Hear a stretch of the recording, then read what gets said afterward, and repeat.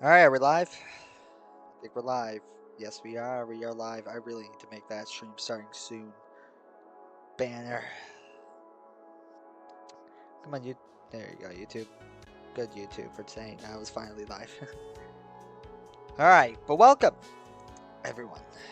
It's like, alright. Welcome, everybody. Welcome, welcome, welcome, welcome, welcome, welcome. So, we're doing two DDLC streams in a row. I didn't really want to do two DDLC streams in a row, but I thought that this was kind of a good idea to kind of be the next thing I stream. So welcome to Doki World of Dreams Act 2. Now, this is a mod that I'm pretty sure I posted a video on it literally the day after that it was released.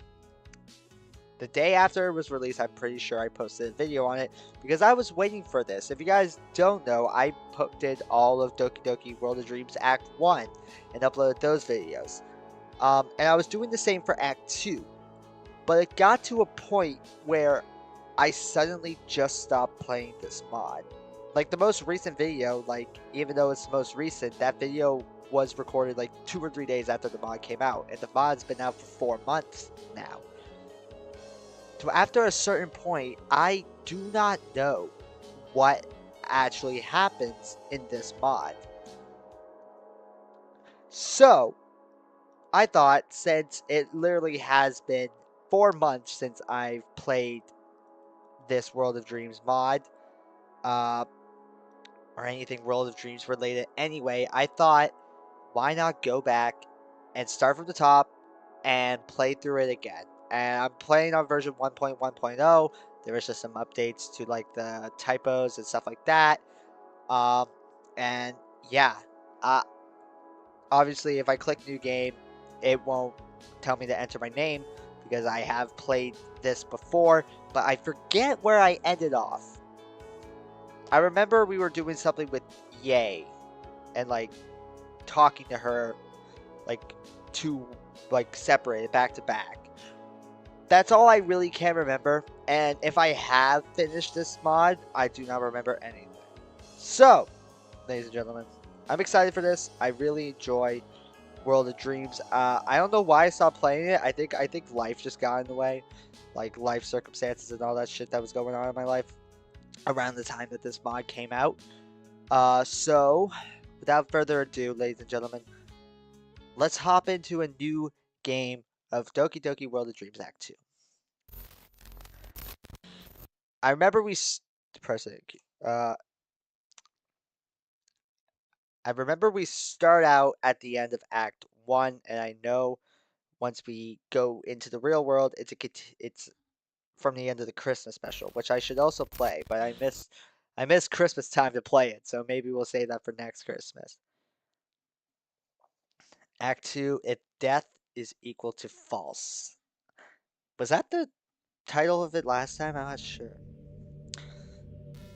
The three teenagers look at me expectantly, because didn't we say something like, it's time to be a goddamn hero, right? I'm pretty sure that's what we said. Also, I'm going to up the text speed.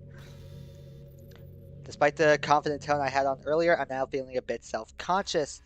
Oh, we fight and we win, that's right. What the hell kind of movie hero BS line is that?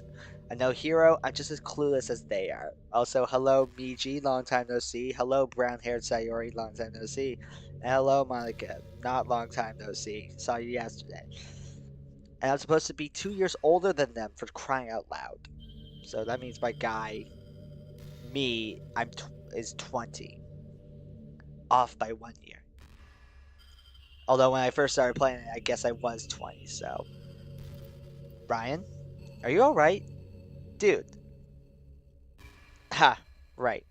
So this was after we just saved Sayori, if I remember correctly.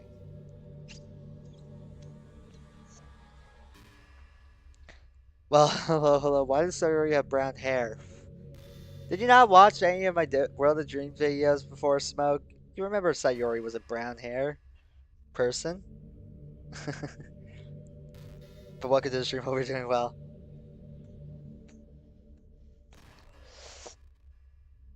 And it kind of works on Sayori, I'm not gonna lie.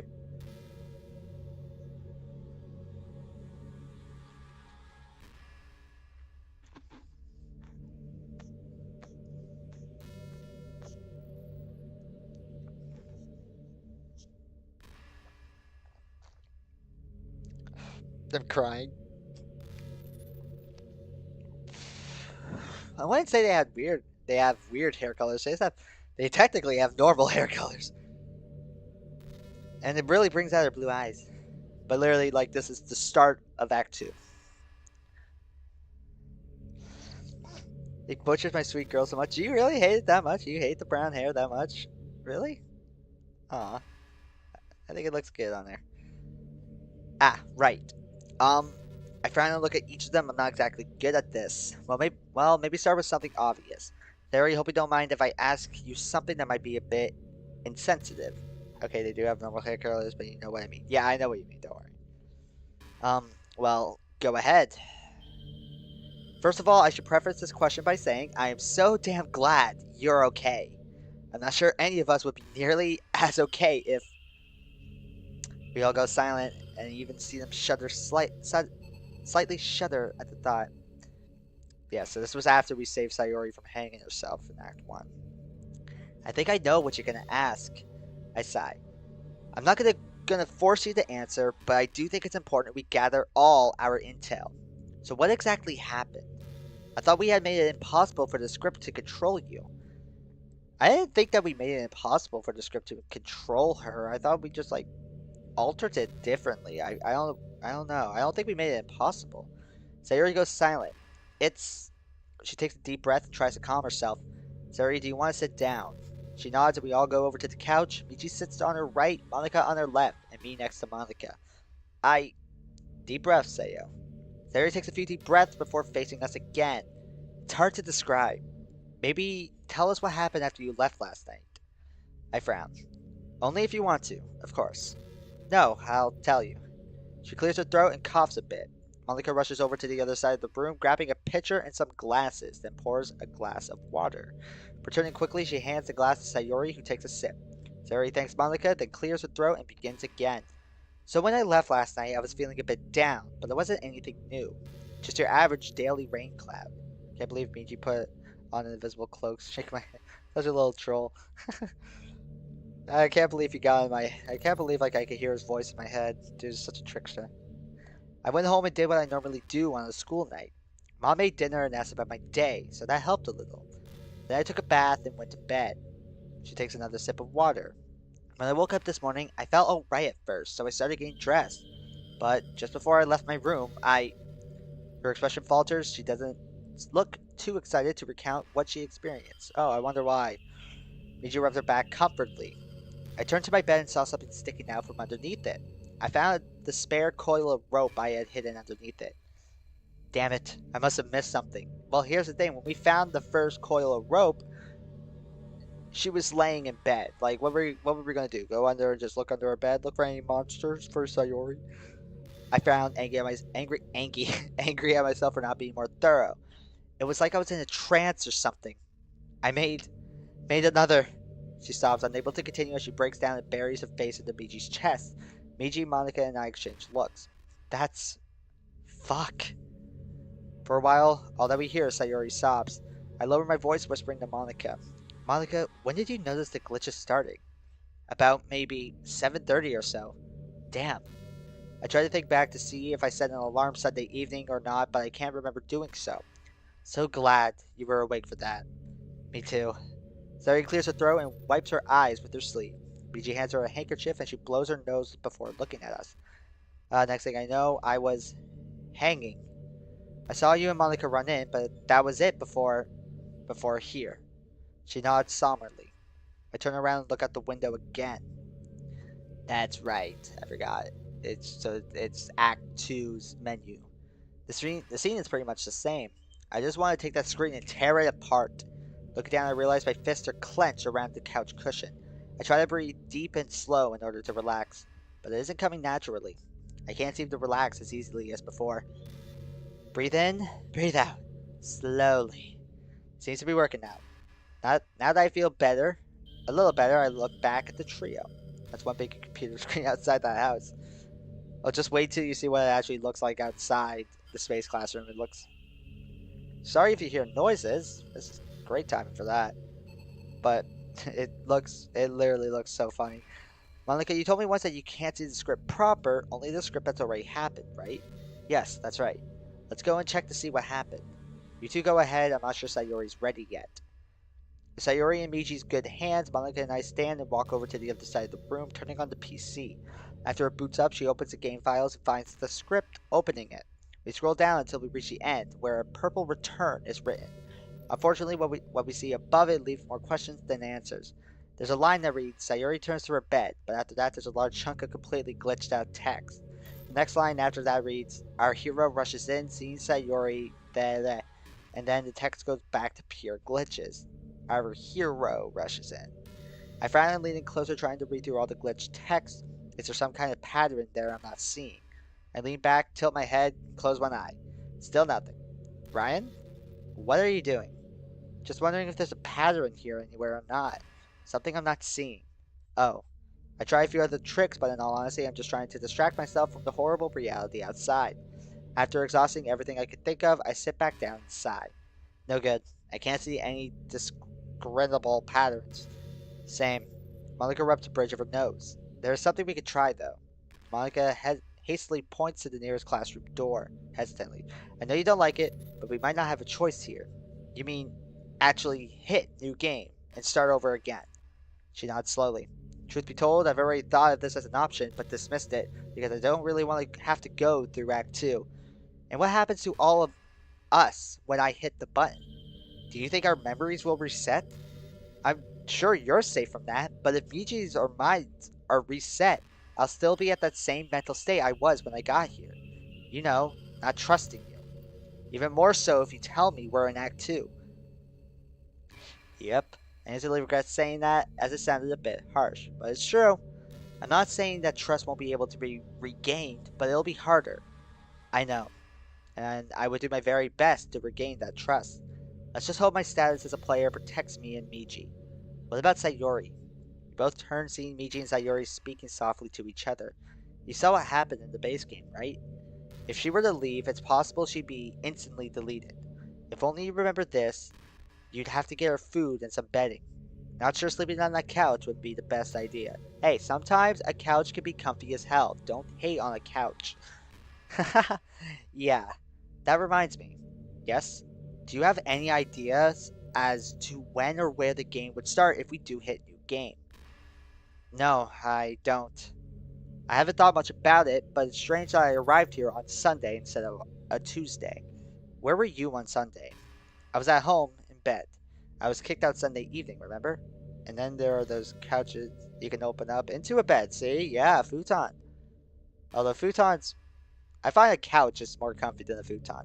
Just being honest here. Right. What exactly did you do after that? You never really told me. Oh yeah, what did she do after she got kicked out? I don't remember much of Act 2. Sorry, that was a reckless and stupid No, you should probably know. I was a bit lucky though. I was able to grab my purse before I was kicked out, but I wasn't thinking clearly enough to get a hotel room. So I did what any sane person would do. Broke into school and slept in the club room like a dumbass for 3 full nights. Jesus. I know, I guess some of my parents' stupid pride rubbed off on me. Then I got the epiphany on Tuesday morning. That must have been terrible. You know, if you hadn't shown up, I probably would have ended it all. Damn. I vaguely remember the game version of Monica saying that when I was in Act 3. But, Monica. I clear my throat. I'm not in the right state of mind to comfort anyone, but this should be addressed. I need her help after all. I hope you realize that you don't need to use me as an excuse for living. You are an amazing woman, capable, strong, incredibly resilient, and talented to boot. Monica feels the full force of my blunt words, which I could have probably phrased better, but she immediately takes them to heart. After a while, an embarrassed smile creeps onto her lips, and a very timid chuckle comes out. Ha! Ha ha! Thank you. I'm starting to realize that. Thank you. That means a lot to me. Just that smile of hers alone is enough to help lift my own spirits a bit. I'm glad that you are, but let's get back to the on topic. Right. Should we really restart the game? Yes. Sayori and Michi join us again. The former looks a little better. We should really try and save the others. I feel guilty now. I didn't do enough to make sure that they were saved. It's true. I really should have told them, or at least showed them. Especially when Yuri asked. Why didn't I just tell the truth? Ryan? Sorry, just thinking. What about how I probably should have told the others? Ryan, what's done is done. We can't change that. Amen, Sayori. But we should come up with a plan. I'm sure no one here wants to listen to that music forever. Sayori gestures to the window.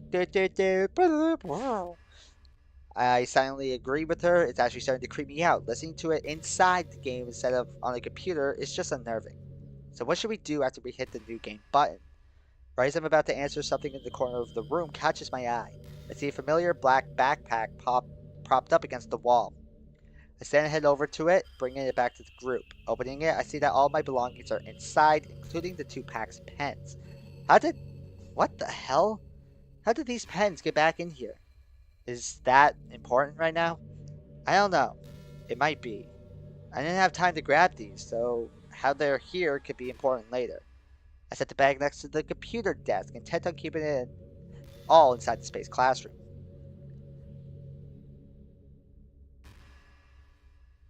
The pens! The pens! Hello there, Tails, as we welcome back to the stream. Nice to see you return. Welcome to the stream. Hope you're doing well.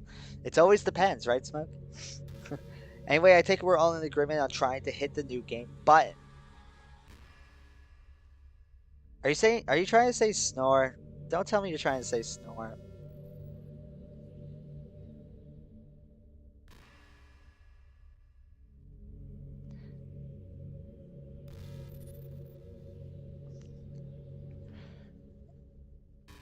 S'mores are good, yeah.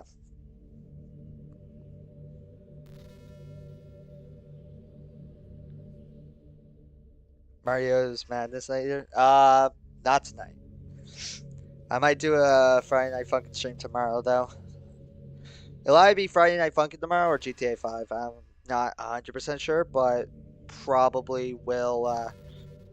But yeah, there's a good chance that Friday Night Funkin' will be continued tomorrow. Just wanted to do this tonight. Everyone nods. All right, question is, how are we going to do that? Is there an option on this PC to hit it? Monica gets on the computer but finds a DDLC icon to click. Maybe your laptop? Right, of course. I pull the laptop out and turn it on. Logging in, I find the DDLC 1.1.1 PC folder on my desktop. On a whim, I deleted the first run file. This time I've received an error that forbids me from deleting it because the application's open, right? This action can't be deleted because the file in system is open in system. System? What the fuck does that mean? Whatever. Ignoring that error, I try starting up the game once more. Just as I had before, the game boots up like normal and I see the glitched out new game text on the main menu screen. I bring them out so... Alright, I forgot about that. Oh, that noise. Like that sound design is still so fucking good, I must say. Like that sound design is done so well.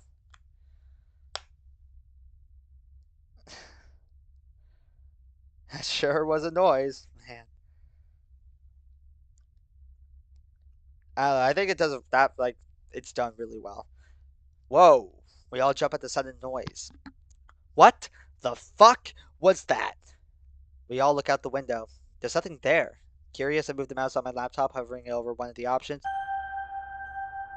Haha, we all jump at as the sound echoes again. We all exchange looks of shock and worry. Putting down my laptop, I take a deep breath and frown.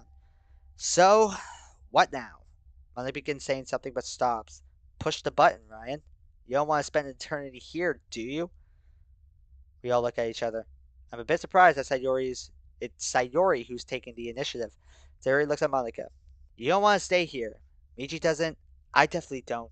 And Ryan doesn't either. We still need to plan. Okay, what do we need to plan for? Well, for one, memory loss. Specifically, Michi's. Huh? Why mine? Let's say that if we hit that new game icon and everything resets, it's possible that your memories will too. But Sayori, the noise is scary. I miss no party, no bitches. I miss no party, no bitches.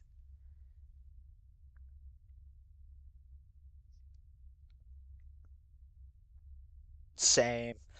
And let's not forget that the game resets to Act 2, Yuri and Natsuki are going to be different. Mostly Yuri. Yeah, so what did we do? Shut down the classroom? Oh god, no. Not if we can help it. Especially not Yuri. Such a real line. Remember the game? She goes full-blown psycho at the end of Act 2. In fact, I'm not even sure if I should even join the club this time around. My joining could be a catalyst for Yuri's obsessive tendencies. So we just leave them alone? I'm not saying we abandoned them. Then what? We're not just going to leave them alone, you know? Of course not. I say we just keep an eye on her and Natsuki. I'm hoping that not joining the club will actually be beneficial to them. I mean, at least until the festival is over. If we make it that far. Ugh. B and B. Oh yeah, that guy. Yeah, the guy that ripped our GF apart. Yeah, that was brutal, but we got it back. We got it back. Monica doesn't look too confident anymore. I'm sure a lot of what's happened to her recently has been extremely taxing on her. You're worried about the others, aren't you? Yes, I can't help but worry. They're my friends. So, anything else? Opening up a text document, I began typing out all. Sorry if you heard that in the background. Opening up a text document, I began typing out all the ideas we have so far. Anything that's said by me or the others I put in there, no matter how ridiculous. Time passes, not sure how much time, but it does. Soon we have a stockpile of ideas and potential scenarios to watch out for. I'm sure we haven't accounted for everything, but I sure hope that what we have is enough. We've agreed that we should hit the new game button, at least. We aren't sure what will happen or if the game will even start, but it's the only option available to us. Following that, if we do manage to reset the game, we make two plans. Depending on when the game resets, we will regardless keep a close eye on Natsuki and Yuri's character files. More specifically, Sayuri, since we're all in agreement that she can't leave. At one point, a thought strikes me. I reach into my pocket and grab the green pen that Monica gave me earlier. I don't think there's any other way of communicating between us and Sayuri when we're at school, so we should use these as often as possible. At lunchtime, maybe during study hall, or anytime we have some free time, really. With Amy, Sonic flirting with Amy right now. Give Sonic some weed. It's the pen! Should we just skip school altogether? I don't think that's a good idea. Remember what just happened to Sayori? We have no idea if anything's gonna happen differently than it does in the game. Hell, things probably will be different somehow, so we need to keep an eye on the other two members and keep an eye out on everyone else in school. So why not join the club? She does have a point. Why don't I want to join the club? Is there any logical reasons why I shouldn't skip school? Or is it because I'm scared? Well, I mean, yeah, that's fair, knowing how Act 2 of the original DDLC game goes. Being scared is a good reason. Shit! I said that out loud. The three all look at me concerned. I'm terrified. We barely saved Sayori, so how can I possibly hope to save the other two? I looked down at the floor, cursing myself for thinking that this was remotely under my control. There's one logical reason. Reading is for babies. Yeah, some hero I am, right? Well, besides DDLC, I really do not read at all, so... what did that say? Damn it. I do my best to bury my fear and bring back what remaining composure I have left. Anyways, yes, we should keep an eye on the members, but it doesn't mean I have to join. Then what do we do? Or how? I turn and stare out the window again, this time in deep thought and going over my options. Joining the club might not be the best idea, but it's the most logical. On the other hand, though, that could be what the script uses to advance the story, and there's no way I'm allowing that to happen. Huh. Wait! If someone murdered Sonic, Amy's beating your ass. Alright, good to know. I don't plan on murdering Sonic. He's cool in the chat room. He's cool in the chat. I have something of an idea. Now, bear with me here. In essence, my plan is dependent on what pressing new game will do. If the game resets to Sunday, that's all the better. This means I can be introduced by Monica to the remaining literature club the following Monday. My excuse? Monica and I will have met earlier that day and discussed clubs, and I expressed an interest in joining. I then say that I wouldn't mind watching the club on a trial basis since I'm not used to them. This way I can keep an eye on the other girls alongside Monica, Michi, and Sayori. Monica killed with the pen. Technically, the pen helped. But if the game resets to Tuesday, then the plan needs to be adjusted. If Act 2 goes the way it did in the base game, we're going to need eyes on their files regardless.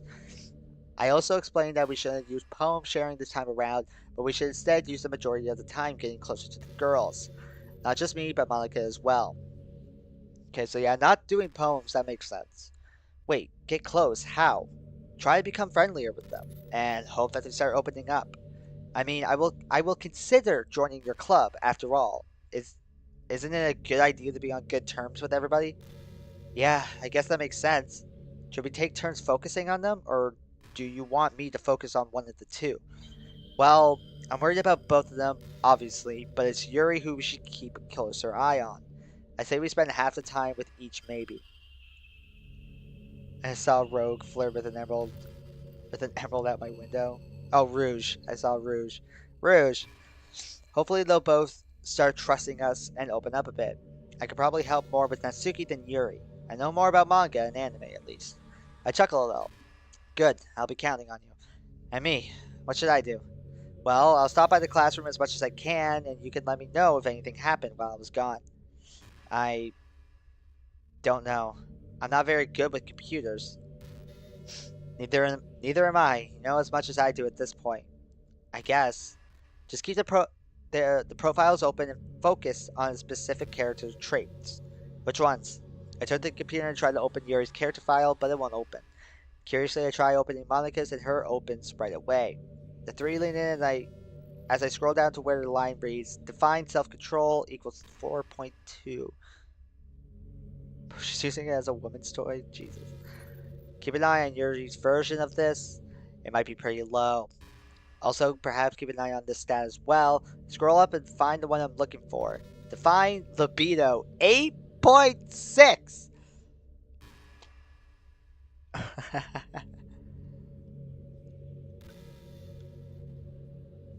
I forgot that Monica's libido was at an 8.6. Alright, don't start spamming tails, please and thank you. Um wow. I forgot Monica's libido was at 8.6.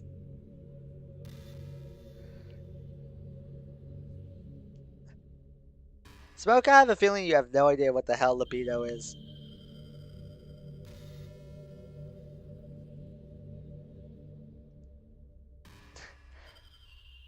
Smoke, if you don't know what libido is, I would suggest looking it up. I don't know if I'll say it out loud, but if you know what libido is, you know 8.6 out of 10 is a very high libido.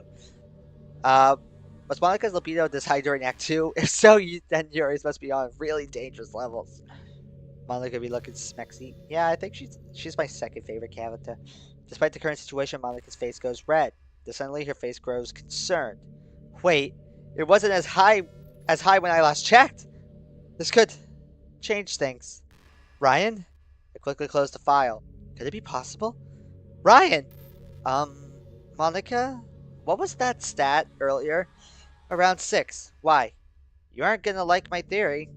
I explained that it's possible that in Act 2, negative character traits for everyone in the game, not just the two from the main game, are being tampered with. Bro, I know what libido is. Okay. The first day of a fucking plant. It's a fucking plant named Cosmo. alright, I was just making sure. Smokey didn't know what libido was. Your response to it being 8.6 was very sarcastic, but I know it makes but now it makes sense to me knowing that you're referring to Monica in the base game. I'm stupid, okay? I worked my ass off at work today, so my brain isn't fully there. So why would it change my libido?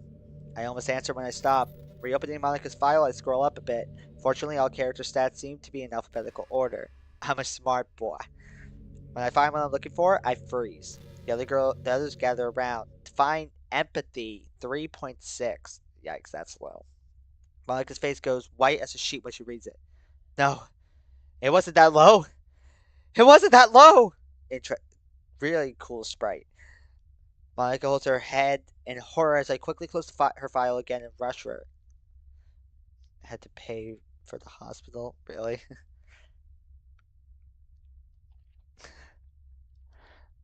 Makes sense after what he did.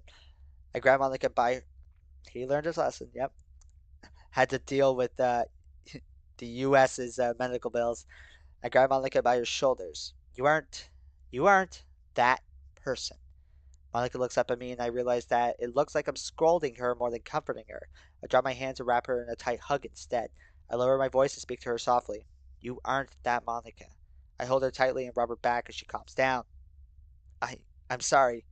I smile as reassuringly as I can. Everything that is happening is not your fault. You know that. That's not all I mean. Huh? I'm also sorry for breaking down so easily. Let's talk about that later. But it is something we will talk about. I know you want to get better. I do. I want to walk beside you, supporting you. Thank you. I'm pretty sure I'll need you too. Let's go back to what we were talking about. I release her from my embrace and we look back at the others. So, what else should we plan for? The four of us sit down and open up a file on both the laptop and the PC. We come up with several possible scenarios. We incorporate the plans for if the game starts on a Sunday or a Tuesday. We also make a large note to keep an eye on others we've encountered since we're not sure if Act 2 will affect us Literature Club members or not. When we're finished, we save both documents. Okay, are you all ready? Everyone slowly nods. I move the mouse over towards the glitch icon. Here goes nothing. I hit select. Nothing. Wasn't something supposed to happen? I try again, frowning more in frustration than in fear. Sorry if you hear voices in the background, like, I don't live alone, not yet. Can't wait to, though. Hopefully it happens soon. Oh god, are we really stuck here? Wait. Monica quickly rushes over to the desktop and looks at the character file. That noise gave me goosebumps. It is a really well-made noise, I must say. The echoing on it is, like, sends a shiver down my spine. Monica? This classroom. Right! How could I forget? Could someone fill me in Sayuri in? We're still in the classroom, so we're outside the script's control, I think. Since we're still here, but the rest of the world isn't, I don't think I can interact with the game when we're not connected. So what do we do? I stand and grab my laptop, heading into one of the doors. I try pulling it open, but the door doesn't move. No, they're all 18. They're all high schoolers. They're all 18. I start panicking, but take a few deep breaths. So I can do my job. I start panicking, but take a few deep breaths. In and out. In and out. Squinting eyes. I need to calm down. Come on. After calming down a little bit, I run to the other door with the same results. Turning, I make my way to the window. To my great relief, it opens. Hang on. I run back to my backpack and pull out a small pen and a little bit of string that was tucked away somewhere. I walk over to the window again and tie the pen to the string, then toss it out the window. Instead of falling, it just floats away. Because we're in spring. Pulling it back in again, I turn to the others. Michi, I'm gonna try something. Be ready in case we merge again. Wait, Ryan, give me a minute. She rushes to the large metal locker near the back door and rummages through it. Coming back, I see she has a coil of sturdy rope. Sayuri looks at the rope with a mixture of fear and doubt. I found this in here earlier. Sayuri relaxed slightly, but what a rope was doing here in the first place is concerning. I remember saying, like, is it following Sayuri? Alright, tie that rope around Michi. The three of us tie a secure knot around Michi's chest and test to make sure it's secure. When we're sure it's secure, I gently move my hand across the window's threshold. Nothing. No merging, no glitches, no pain.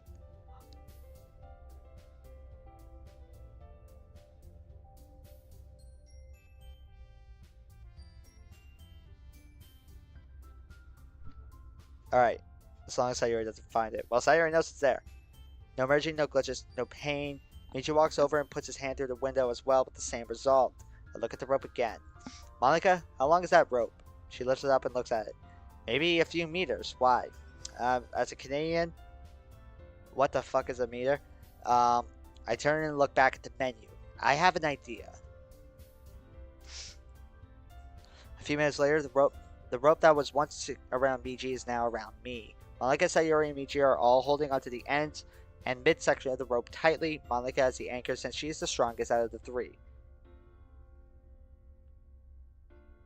Further drowning Luigi is in my mind. I saved him. Good job saving him. You did not. Why did I ask what a meter was? We don't use meters here in Canada, and if we do, I don't use meters. Before I leave, though, I give Miji my green key pen, just in case we merge again and I don't have access to it. We all ready? As ready as I'll ever be. Yes. Just waiting on you. I take a few deep breaths to study my racing heartbeat. I face the window. I feel a cold sweat coming on, but do my best to force it down. My feet feel like they're made of lead. Boyfriend's too short and a girlfriend. I know. Am I really about to do this? Am I going to jump into the strange, edgeless void? Yes! Yes, I am. From behind me, a gentle hand touches my back. Sorry for your noises. I wish I lived alone sometimes. We stand there for a few seconds, then I nod. Thanks. More determined now, I face the wall and steel myself. Kicking off fast before my fears can catch up, I force my legs to run towards the window. As I reach the threshold, I take a deep breath and hold it as I leap through the open window towards the floating menu screen. God damn! Can't. Oh yeah, this is what it looks like outside the classroom. Very interesting. Just like the pen from earlier, I don't stop moving but float towards the menu icons. Time seems to slow. Jesus! As I approach the glitched out text, I see that my earlier aim was a little high. However, I feel a tug on the rope and my body begins slightly moving down. That looks terrible. Like the design of it, or like, I think it looks cool. Okay, there you go. Not in a bad way. Okay. It's like, huh? I slowly give a thumbs up to everyone behind me. All good. Keep approaching. Almost there. Just a bit further and...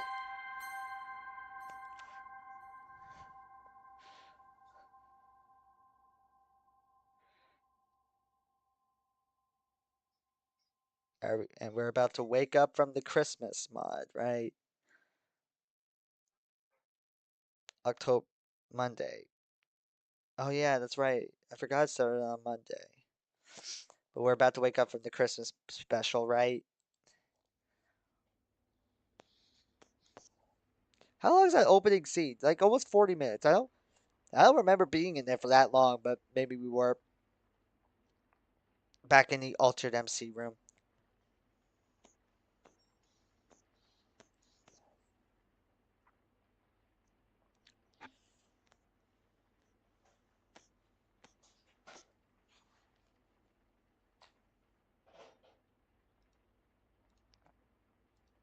Also, don't ask.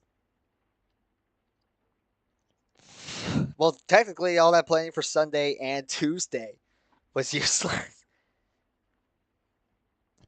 They literally didn't plan for it to start in the middle.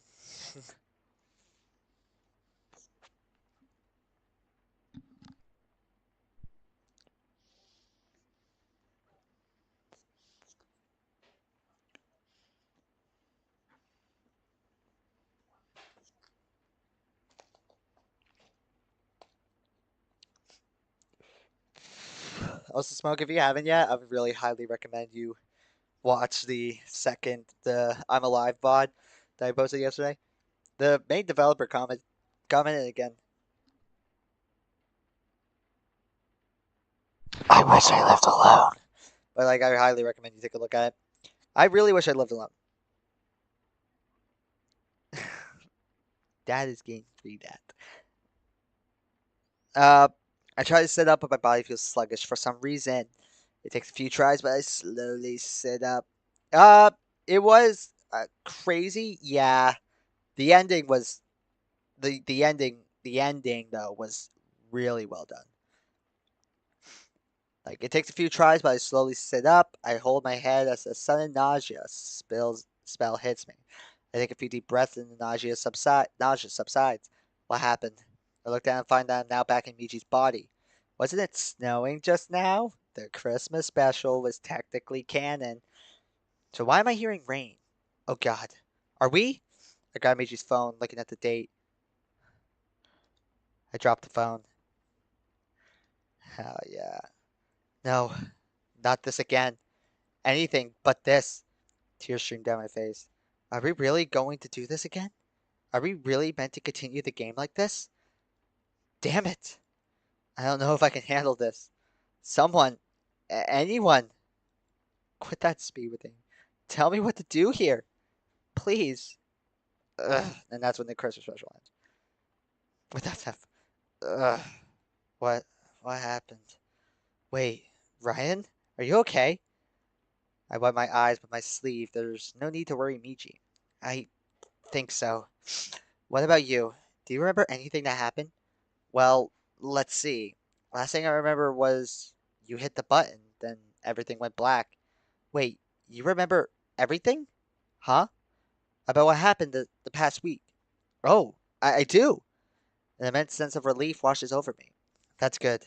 One part of the plan we could scrap then. Wait, hang on. For some reason, an unusual question comes to mind. Michi, what do you normally do for Christmas? Christmas? We stay home and open presents. You don't go out for fried chicken. Didn't I tell you that I hate that stuff? Right, right. That dream. It was so vivid. What the hell is going on? Are you sure you're okay? I take a deep breath. Yeah, I'm fine. I'm sorry. I didn't mean to scare you. Do you remember anything else after I hit that button? Any strange dreams or something like that? No, not that I can think of. Just black. Then waking up, just now. Any idea why my body feels so weak? No, not a clue. Stumble out of bed and turn on the light. You don't go out for fried chicken. Apparently, that's like a Japanese tradition around Christmas time, which is very interesting to me. Hey, what's the date today? Monday, the 23rd, last week. Really? That's weird. Why is it raining? I don't know. I look around the room more carefully, trying to spot any differences. The room looks the same as it did before, with one exception. Looking on the desk, I see a lack of Sayori drawing, but that's not what worries me. I see an unopened water bottle and one of those orange medicine bottles. Picking it up, I read over the prescription. What the hell? Narcolepsy. That might explain the sluggishness I'm feeling right now. One pill to be taken 2 or 3 times a day, half hour before meals. But I've never been diagnosed with anything. Maybe not originally, but this doesn't make any sense still. Should we take it? I frown and look over the bottle more closely. I don't know. It's Pridolin, which sounds like Ritalin from back home. I see a note next to the bottles. Hey, sweetie, Dad and I left a bit earlier than we planned. Please remember to take your meds. We'll see you next week. We love you, Mom. Well, it seems like Minaku's still the same as ever, loving and dotting. What do you think this note means? I don't know. Maybe they're on a company business trip? Is that a normal thing for them? They go sometimes, but not as often as others in their company. Alright, but why are they gone this time? Is that important? I don't know. It could be. I bite my lip and frown. Currently, the only differences we've seen so far in this world is that Sayori isn't here. These pills showed up in the rain on Monday. I don't know if I'm thinking too much into it, but any changes could be significant. We're simultaneously in familiar and unfamiliar waters. The four of us know how the story goes from here, but that's just involved the remaining girls. What are you saying? There's an entire world out there that's just repeated the last week. God damn, I wish I lived alone. Like, yeah, great time to do recycling.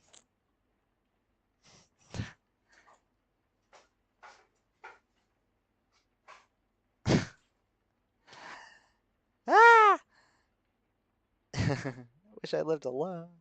Alright, what about them? Have they been infected? Amen. I mean, I guess. Sorry, it's hard enough to keep track of everything as it is.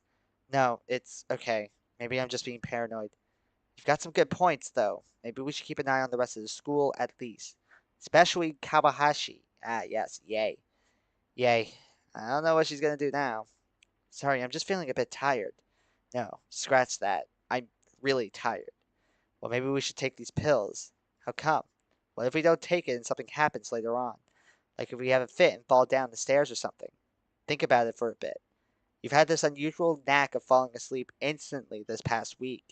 What if it's not just you having trained your body? What if you were just undiagnosed? God damn, I can't risk having you sleep in the middle of any important moment. How come? You're way too horny for your own good, Tails. This week we're about to experience, it's too delicate. I need as many eyes and ears as I can have, even if you're unable to move yours around outside the space classroom. Besides, you're right. I do feel more tired than usual. Well, in that case, that's a good idea. Just please follow the directions. I grab the bottle and open it, then pop one pill in my mouth, washing it down with some water. Do you pop the pill in first? That's like, I don't know why. I've taken medication for like 10 years now, every day, pretty much, and I've never once put the pill in first. It's always the drink and then the pill. Walking over to Miji's bag, I slip the bottle of water and pills in a side pouch. The upstairs is silent. I freeze, not sure what to do. All right, Monica. I hear a voice. Ryan? Fuck. Oh God. I rush downstairs. I hastily run down and open the door. That's right. I can never. I don't know how people drink the pill first. That's drink the pill, eat, pop the pill first. Yeah, I forgot that happened to Monica. Oh, oh my God. Shit. Monica? What the hell happened to you? It's worse. It's so much worse. Is that a bruise on her wrist? No. Get inside. I almost grabbed her wrist, but I saw myself and move her in quickly. She's completely soaked. I grabbed the bag she dropped by her side and placed it down inside, closing the door. Yeah. I lead her into the house. Here, let's get you to the bath. I'll try to find something for you to wear. God, it's just a bruise, yeah. All she does is nod slowly. I take her to the shower room and she heads into the inner bath. Miji, do you know if your sister still has her old school uniform in her room? I think so. Probably in her closet. I rush up to Akio. See, it's Akio. That Smoke, when you watch the I'm Alive VOD back, you will realize why I'm pointing out Akio here. And open her closet door, searching frantically. To my relief, I find the white dress shirt, cardigan, and blazer. There isn't a skirt for her to wear. Not that she needs one, her skirt is only wet. Yep. I rush down and knock on the shower room door. Monica? I found a spare uniform for you. Monica? I could hear the water running, but that's it. I don't want to go to school today. Of course, I should have realized. Well, I'll grab some other clothes for you then. Wait! Don't leave me alone right now. Please. I stop just as I have my hand on the doorknob. What the hell could have happened? I don't know. Alright, I won't go anywhere. I sit down against the wall next to the closed bath door. Thank you. Of course. We just sit there in silence for a while, Monica's occasional sobs breaking through. After a while, I stand up, grab her clothes, and look through them. Her blazer is shot to hell, torn on both sleeves. The white collared shirt is torn as well. Fortunately, it looks like her cardigan is untouched. Her skirt is relatively undamaged. After Monica finishes filling the bath, I start the washing machine and put any undamaged clothes in. Ryan? Still here. Oh, thank you. I return to where I was sitting. After sitting in silence for a while, I hear Monica take a deep breath. I I need to tell you. It's okay. Take your time. It's important, though. I close my mouth and listen. It was so much worse than before. I hear Monica taking a deep, shaky breath before beginning. After you jumped out the window and pressed new game, everything went dark. Then I woke back up at my house, resting in my bed. I looked at my phone and it said it was Monday, so I tried to prepare as fast as I could to meet you. But then my room's door was kicked open. It was my stepfather. He was fuming, all because I left the debate club. The venom in his anger was he yelled at me for that, and I tried to justify my reasons. He didn't want to hear any of it. He grabbed me by the collar. I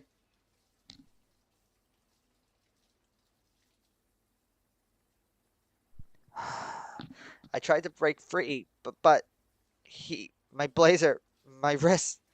All I could hear is Monica's uncontrollable sobs. I just wanted to leave that damned house.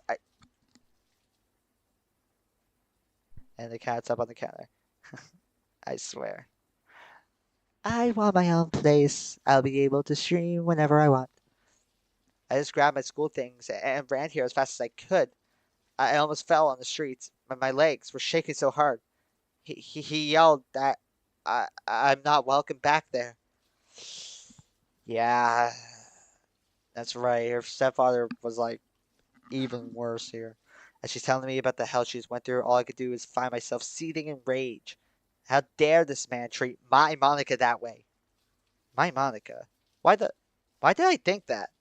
I take a deep but quiet breath to try and calm down.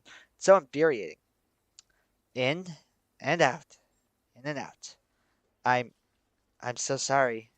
It's not your fault. I'm away from them again. Safe here. Yeah. Two of us sit in silence for a little while. I think I'll stay home too. You shouldn't be alone today. What? No, we need to have someone at school today. And I won't be alone. Sayori will be with me when I figure out how to open the space classroom doors again. Oh, bye, Monica. Go to school and leave you here. But Monica, please, I don't want the others alone today either. I know she's right. Even if it is a Monday, I can't afford to just leave Natsuki and Yuri alone today. Still, I don't want to leave Monica alone either if she can't figure out a way back into the space classroom. Unless, hoping that my plan worked, I fumble around inside my pockets. To my great relief, I pull out the pen Monica had given me recently. Monica, I have my pen key. You do? Thank goodness. I left mine in the space classroom before you pulled that stunt. Ah, yeah. Shall I open the door now? While Monica ponders, I unscrew the cap and wait for her decision. After I get out of the bath, looking at Michi's phone, I see that it's just past 6:30 in the morning. Yes, the pen. Of course. Still, my favorite thumbnail that I've ever made was Act 1, and it's the thumbnail where it's an arrow pointing to her the customer of her holding the pen and me just saying in the subtitle, "This is a pen." My favorite thumbnail I've ever made. Of course. And my cats are, again, causing havoc. They've been doing the dishes for an hour now. Like, what the fuck? Thank you. I sit there in silence for a while. And it indeed was a pen. It was. Monica's crying had stopped by now. Brian, can you tell me what happened to you? Should we tell her about me? The narcolepsy? I think we should. I debate on whether to tell her about the dream I had too, but I decided against it. That's something I want to tell her alone. And here's the thing, to the point where I got, we still never mentioned the dream as. Oh wait, maybe we did. I'm not sure. Actually, yes, something did happen, or rather, we found something out. It's in Miji. It's about Miji's body. Go on. He has a monster schlong. Clearing my throat, I tell her about what happened earlier. She doesn't utter a single word the entire time I'm explaining. She finally speaks up after I finish. Narcolepsy? And you actually took those pills? Yes. Reckless. I can't help it. I burst out laughing. Just hearing her. I was thinking the same thing. Just hearing her saying that word again makes me feel relieved. She isn't completely broken. Ryan, this is serious. I know. Sorry. Holy crap.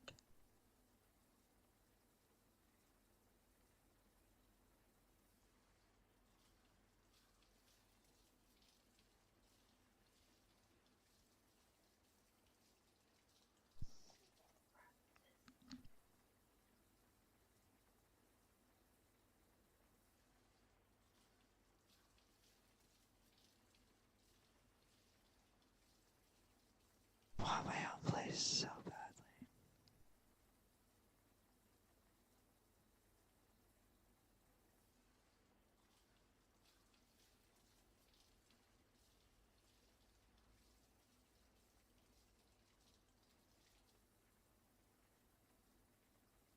I'm sorry, guys. I'm so, I'm so mad right now.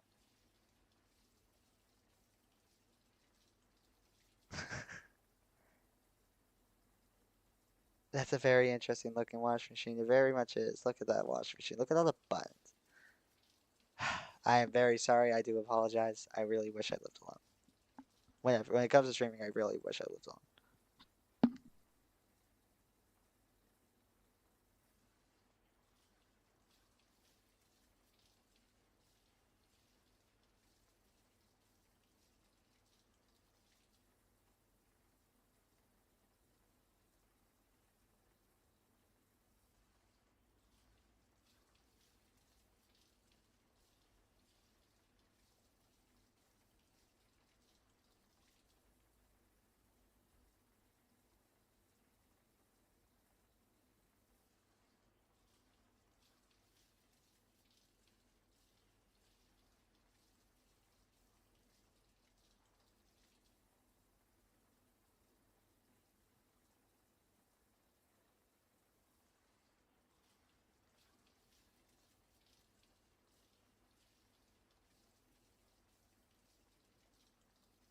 If it doesn't stop in like the next minute or so, I think I might just end the stream because I won't stop.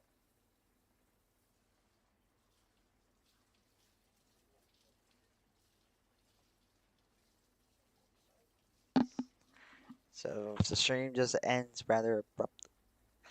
Oh, looks like they're finally done. Potentially.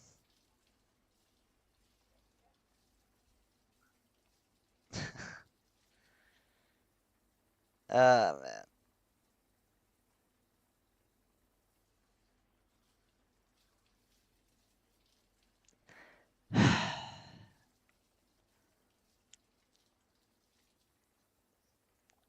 Well,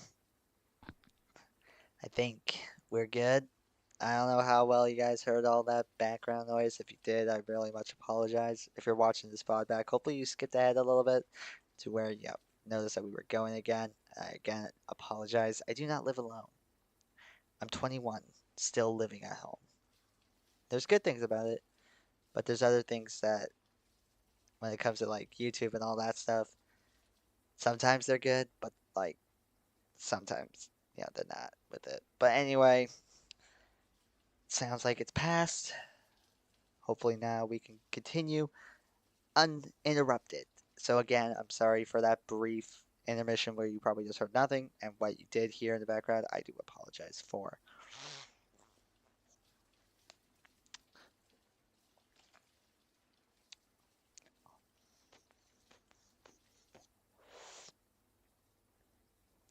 Hopefully, once I start going to school, I could be able to get my own place.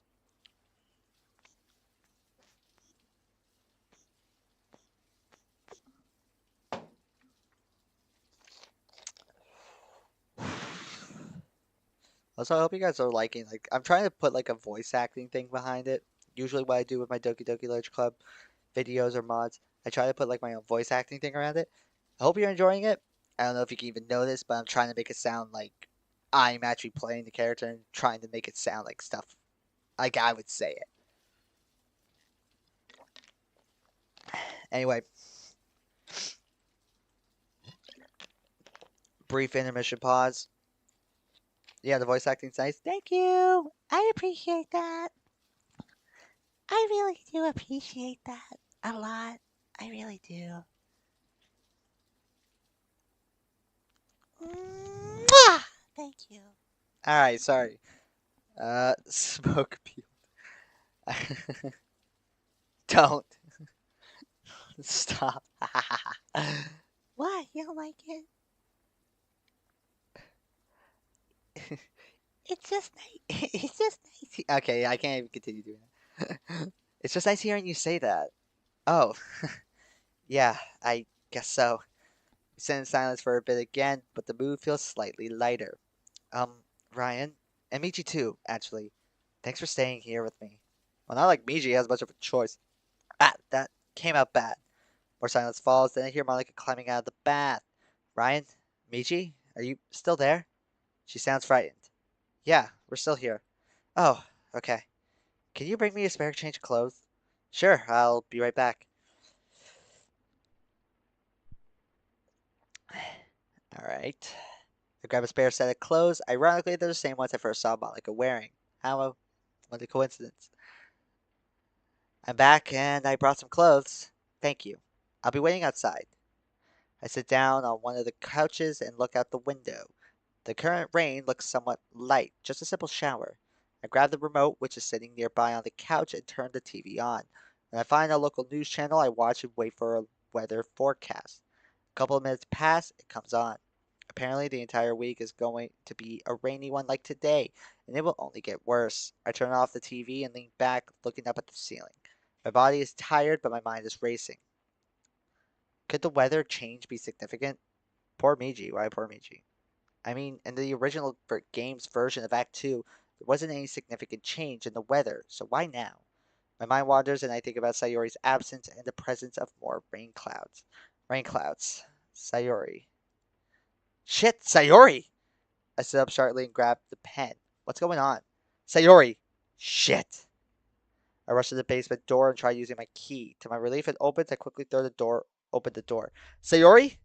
Look inside, being careful not to cross the threshold. To my relief, I see Sayori still in her school uniform, lying down on the couch, fast asleep. She does have to watch all this happen. That is true. I exhale a breath I didn't know I was holding, taking a few deep breaths to calm myself down. Thank God, she's still here. Just then I hear the bathroom door open and Monica walks out. Is this the UK? Guys, I think this is the UK because rain, this might be the UK. Maybe. Just then I hear the bathroom door open and Monica walks out. Ryan, what are you doing? Checking on Sayori. Is she okay? Just sleeping right now, it seems. Oh, good. I'll go check on her. And with that, Monica heads into the classroom. I see Monica slowly walk over to Sayori and gently shake her awake. Sayori yawns softly, then sits up and stretches. When she sees Monica, she immediately jumps up and hugs her. Monica hugs back tightly. Phew. Looks like she's okay. Yes, that's good. Sayori sees me standing at the threshold and smiles gratefully. She and Monica approach. Ryan, Michi, are you two alright? Considering the circumstances, I'd say we're doing alright. Ryan? Well, there is something that you need to hear. Take the time to tell her what we've experienced since I woke up. Sayori's worried looks turns to horror when I mention the medication and narcolepsy. And you just took the pills? What if it's a lie? I freeze. I hadn't thought of that. Lie? Yes! What if it was a trap by the script? I remember saying the same thing before. I don't think it makes sense for the script to be doing that, but the script is apparently just showing a rope wherever Sayori is, so it could be the case. I'm not so sure about that. What do you mean? Well, all through last week, Ryan would tell me that Miji had instantly fallen asleep in his mind. Do you think it might be possible that in the old world, it might be possible that he does have it but was undiagnosed? Isn't that smart? That's very silly, says I don't know. How do you remember him growing up? Like when you were kids. I do remember you saying you played at the park and would go out a lot. He seemed normal to me. I don't know much about narcolepsy myself. Miji? When you were getting older, do you remember getting less active? Kinda. I guess when I started high school, I started occasionally falling asleep in class. That's when I started drinking coffee. It's become a habit to buy some at the vending machines before school starts. Zoe frowns worriedly. Monica doesn't look too happy either. Why didn't you tell me? I thought it was just from my gaming and staying up late. Zoe sighs. I guess that makes sense. I need coffee in the morning to start myself. Although that really wasn't the case today. She did have her dose of coffee, form of adrenaline. Monica? She looks away, obviously not wanting to repeat her story. She had a very rough morning. Zoe immediately hugs Monica close. I'm so sorry. Why don't you lie down? Get some rest. Not yet. We need a plan for the day, and I need you to get you some food and a change of clothes. I can do that. Monica goes over to the coffee table and picks up her pink pen. It's alright. You need to head to school. School? What time is it? I look at Michi's phone again.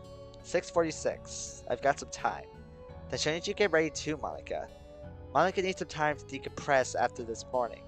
Think you can help with that? Sayori smiles and begins rubbing Monica's back. Yeah, I can do that. I'll just have to come visit during lunchtime, if possible.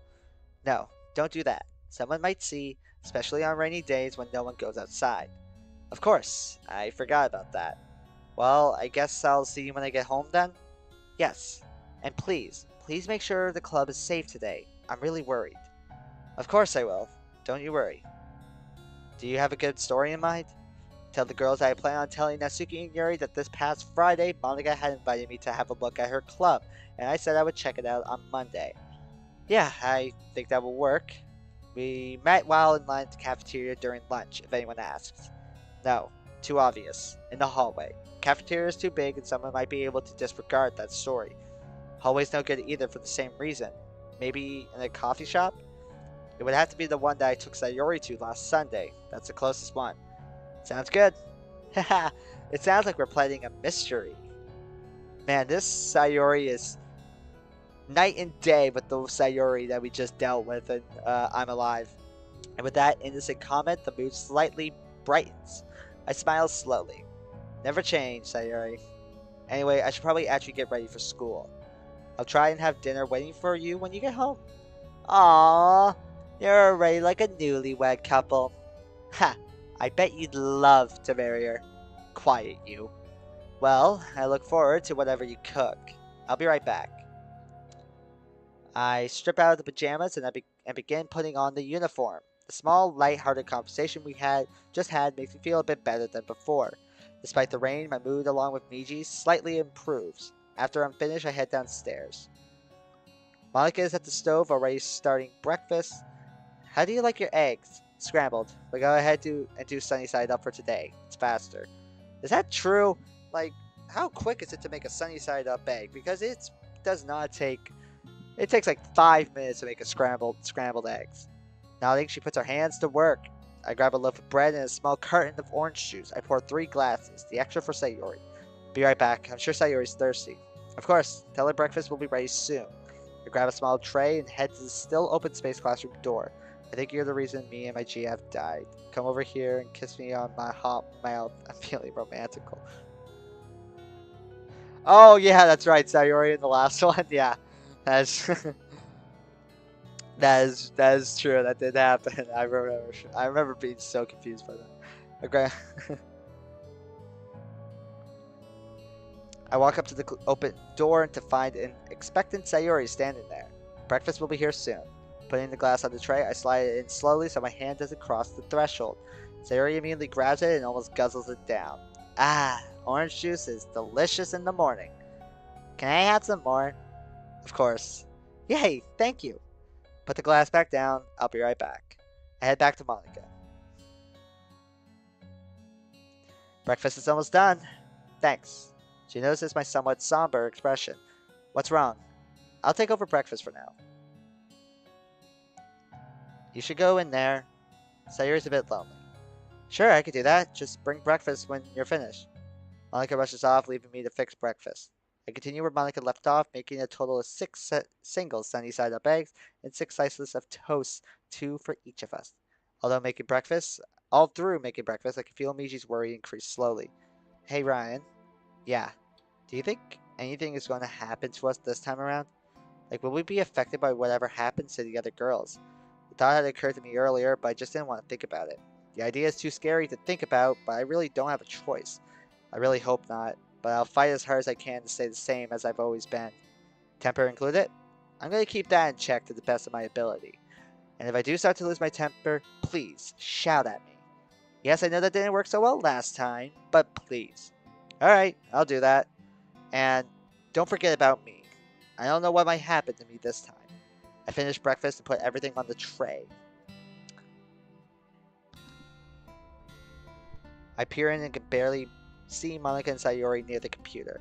I chuckle softly, catching their attention. Here's some breakfast. Monica immediately stands and rushes over, taking the tray from me and immediately placing it on the small table in front of the couch. Thanks, Ryan and Monica. Ah, you're welcome, Sayori. Standing at the door, slowly eating my own meal in silence as the others do as well. So what are you two going to do today? Jeez. Probably just try to sleep for a bit, then come visit, then keep Sayori company. Jump scare. Maybe try to explore the code more. I'm gonna try to sleep too. Although, she looks down at her clothes nervously. Miji, do you think... Oh, clothes. Ryan? Right. I'll see what I can find. Wait, why my bedroom? And why not Akio's or even Mom and Dad's room? Well, I think we should get her some of your clothes. Why mine? Mostly for comfort. If she's wearing something of yours, it might calm her down a bit. Think of it as a way to stem her rain clouds. Wearing something that a guy she loves owns might make her feel safer. I'm looking at you and the hoodie you still have of mine. I'm looking at you. Yeah, you still have that hoodie. I hope you look at it and I hope it torments you. It makes you regret your decisions even more. Searching through his closet, I come across a very familiar red hoodie. Wait, isn't this Sayori's? Red hoodie? Oh, no. She borrowed that from me a while ago and just hadn't returned it yet. Looking at you. I grab a large spare blanket from his closet. I then go to Akio's room and grabs a few other garments. Miji, you remembered? Yes, I did. I wait in the hallway and continue eating while I hear Monika's help Sayori into Miji's clothes. While they do that, I sit and wait, not sure what to say or do in the meanwhile. Eventually, Monika pokes her head out. We're done, you two. I almost chuckle when I see what Sayori's wearing. It brings back memories of the previous week. I put the blanket down at the edge of the door. Sayori grabs it and puts it down on the couch.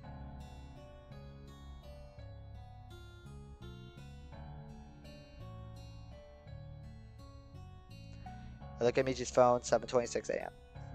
We might have some time before I need to leave. Monika, could you pass me the backpack? She nods and brings it out to me. So what should we be doing over here? I guess it would be nonsense for Sayori to have her phone with her. But I do. It was in my pocket. She pulls it out and turns it on for me to see. Oh, well, that's lucky. I open Miji's phone and, to little surprise, see only 3 contacts in Miji's phone. What's your number? Sayori gives me the number and make the call. Silence for a bit, then I hear the phone ring. How long were they changing? And they were eating breakfast. But Sayori's doesn't. Startled, I wait for a few rings before I hear someone pick up. Hello? Oh, sorry, wrong number. Oh. Click. Well, that idea's a bust. Monika, do you have your phone? Yeah, it's in my bag. Could you grab it for me? Sure. Scene transit. Oh. I grab her bag quickly. In return, she takes the bag from me and opens it up, pulling out her phone.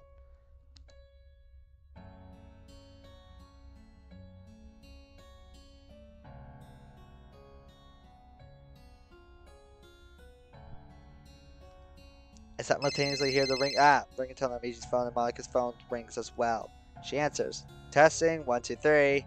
I hear her echoing voice from the phone. Testing, 1, 2, 3. I hear my diminished voice coming through her receiver. I give her a thumbs up and she disconnects the call. Okay, try calling back. She does, with the same result. Okay, so that works. Monika and Sayori look relieved, and I can feel a slight sense of relief from Miji as well. Should we try texting? After we both send off quick texts and receive them without incident, I nod.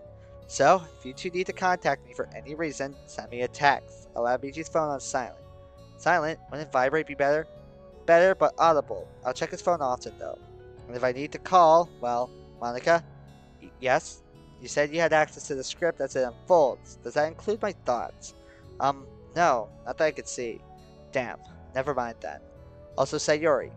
Yes. On days when Monika and I aren't home, we'll make sure to visit you while we're at school and bring you food. Thanks. I'm really sorry about having to leave you in here. No, don't be sorry. It's alright.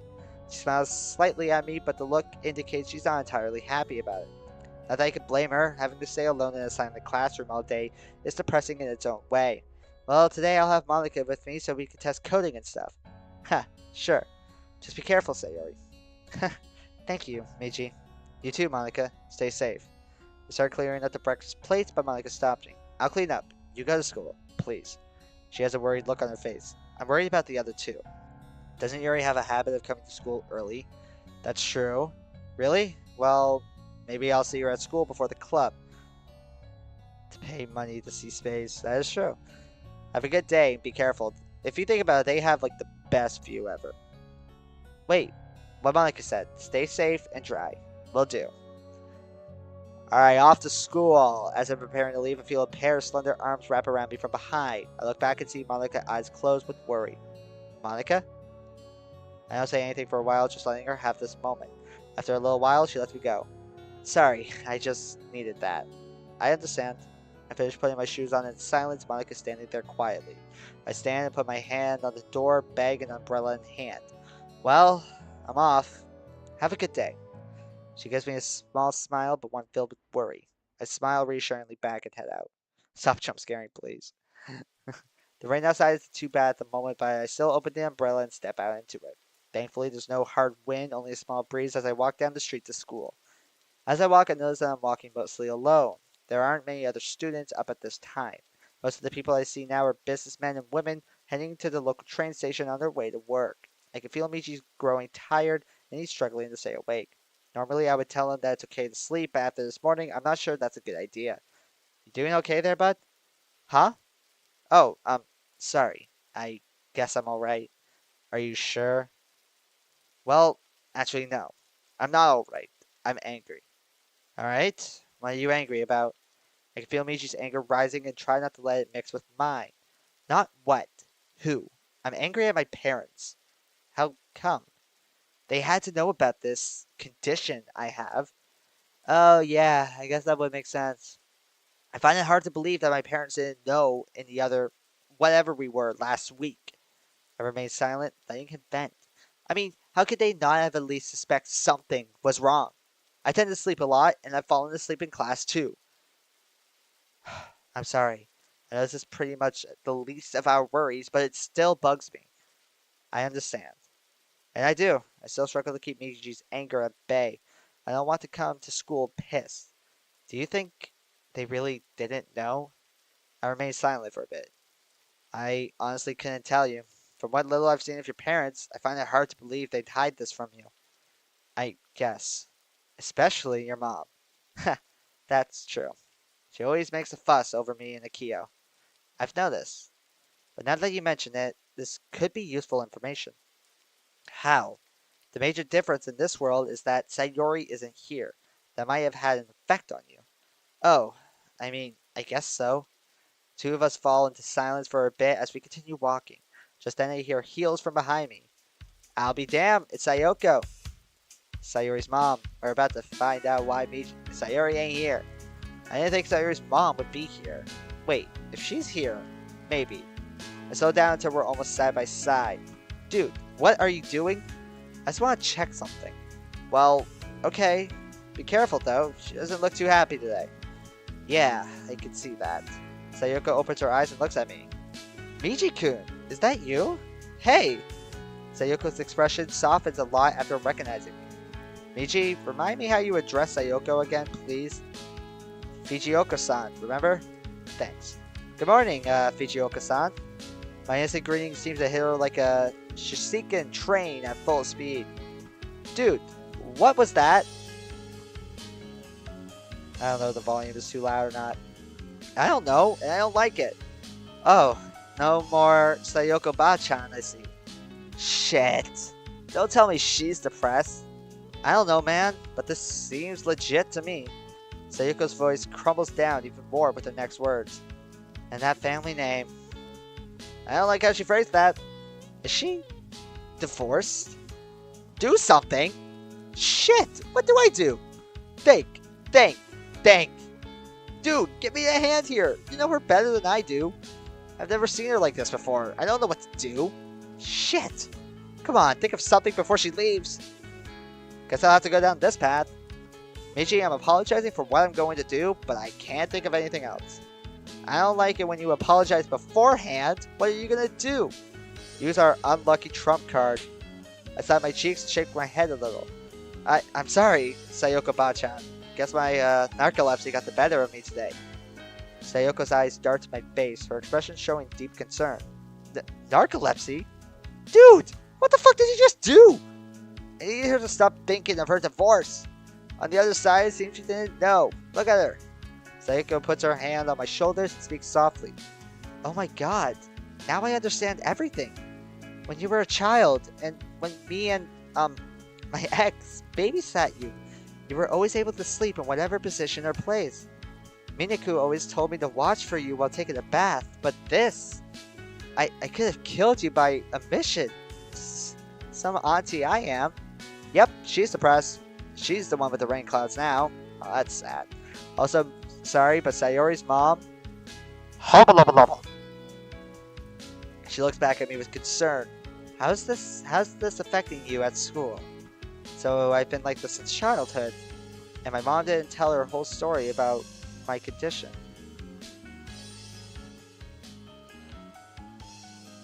Amen, right, amen. Maybe she did that to protect you? Maybe. At least now she's focused on me.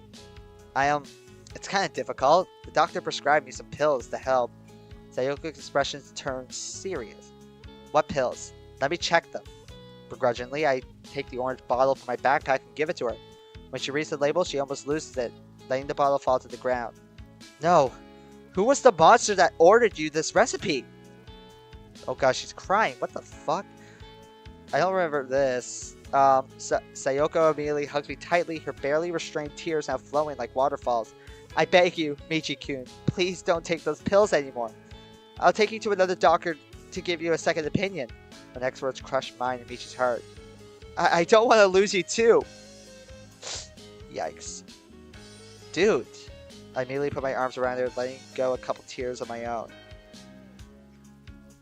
This woman got the short end of the stick in this timeline. This is so damned unfair. I instinctively tightened the hug for a while in a protective gesture, and then I start rubbing her back gently. She begins to relax. Still, I remember that I can't stay for too long or I'll be late. Is there cyanide in those pills? Maybe. Slowly I pull away just enough to look at her face. Thank you, Auntie. I could go with you next week after the school's culture festival. Sound good? Oh wait, there's a period there. Sound good? This seems to raise her spirits. Yes, count on it. Thanks, Auntie. Now, I really need to get to school. Yeah, you're right. I've got to get to work too. What a mess I am. Sorry. Have a nice day, Michi-kun. Oh, we don't find out.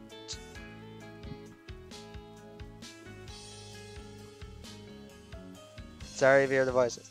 I'm gonna turn up the music just in case. Hopefully you can still hear my voice. Sometimes I wish I lived alone. That's right. We don't find out why Sayori died here. I don't remember if we find out. I don't remember if we find out later on. But I remember what it was in the demo, and she had a miscarriage. I don't know. She slowly and reluctantly lets go of the hug and smiles at me, wiping her tears with her sleeve. You too, Auntie. See you then. Sayoko leaves, but not before giving me one last look of what looks like a familial concern. This was... She said that she didn't want to lose you too. How much of it would be losing her husband, and how much would it be? We should look at it later. It could be important, but we need to hurry to school. I quickly pick up the bottle of pills and put them back in my backpack. As we get closer, Michi speaks up. Thanks for comforting Sayoko. I wasn't going to leave her behind like that. And also thanks for telling her to take us to another doctor next week. I really don't think we should add this whole can of worms to all that we already have to do. You do know we still need to address this can of worms too. I don't like this issue of yours. You're right. Now let's hurry to school. We can't be late. I walk closer and see only a handful of students there already, just waiting at the school entrance. Some in small groups talking while others stand alone, mostly on their phones. I keep looking around, mostly to distract my mind from Sayoko. A few others are reading alone as well. I find a quiet corner and pull out my phone and earbuds to listen to music as I wait. But I also keep an eye out for familiar students. As I sit and wait, I watch as more students filter in, most in small friend groups. The first familiar face I see is Mori. Hello there, Mori. To my relief, it seems like she's in a good mood, talking and laughing with various other students. She even looks my way and waves politely. I nod my head back and smile slightly. Then, to my surprise, she makes her way over towards me. Shizu-san, I didn't expect to see you here this early. Her warm smile is a welcoming sight.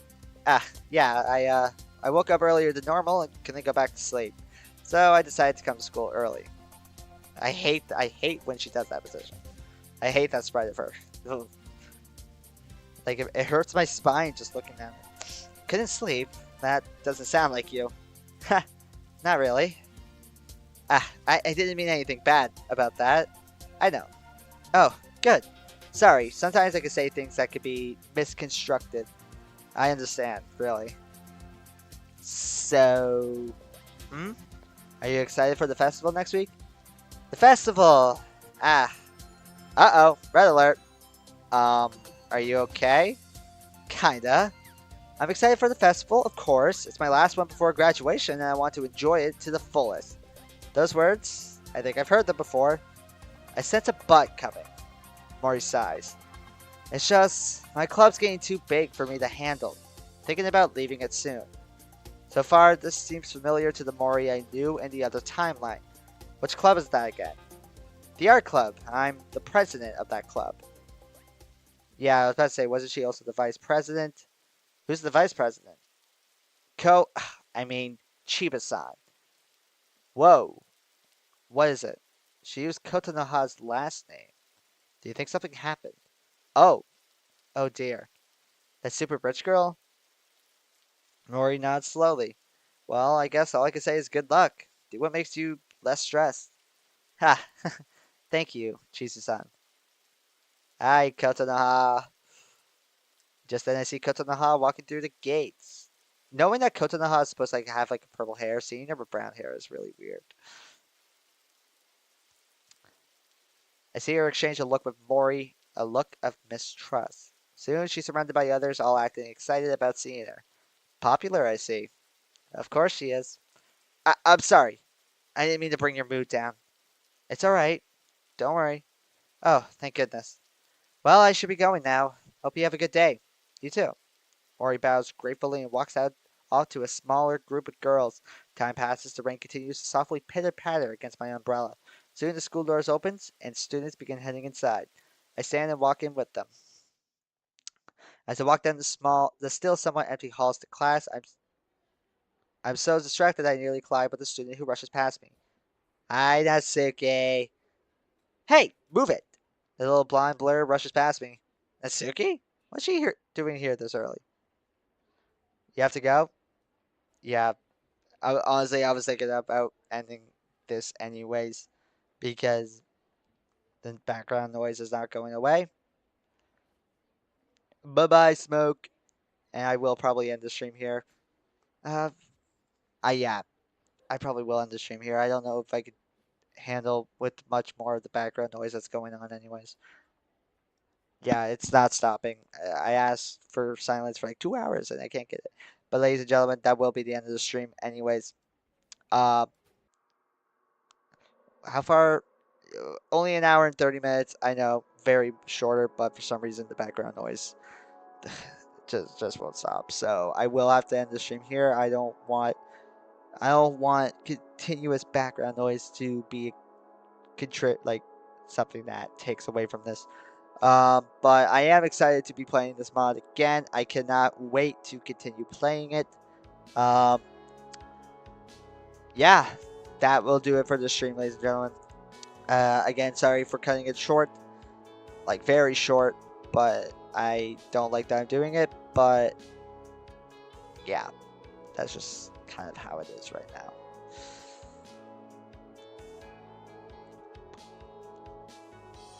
Hmm.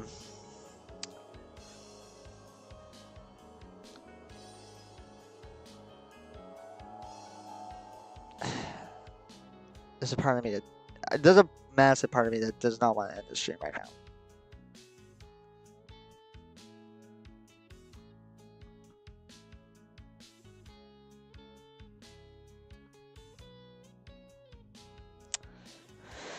Hmm.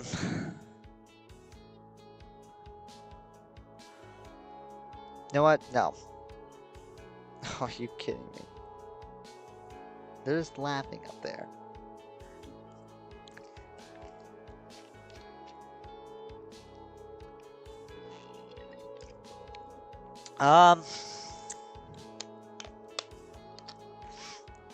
You know what? I don't need to end it here. I just hope that the background noise really isn't a key contributor to what you guys are hearing. Hopefully, you guys don't hear it as badly.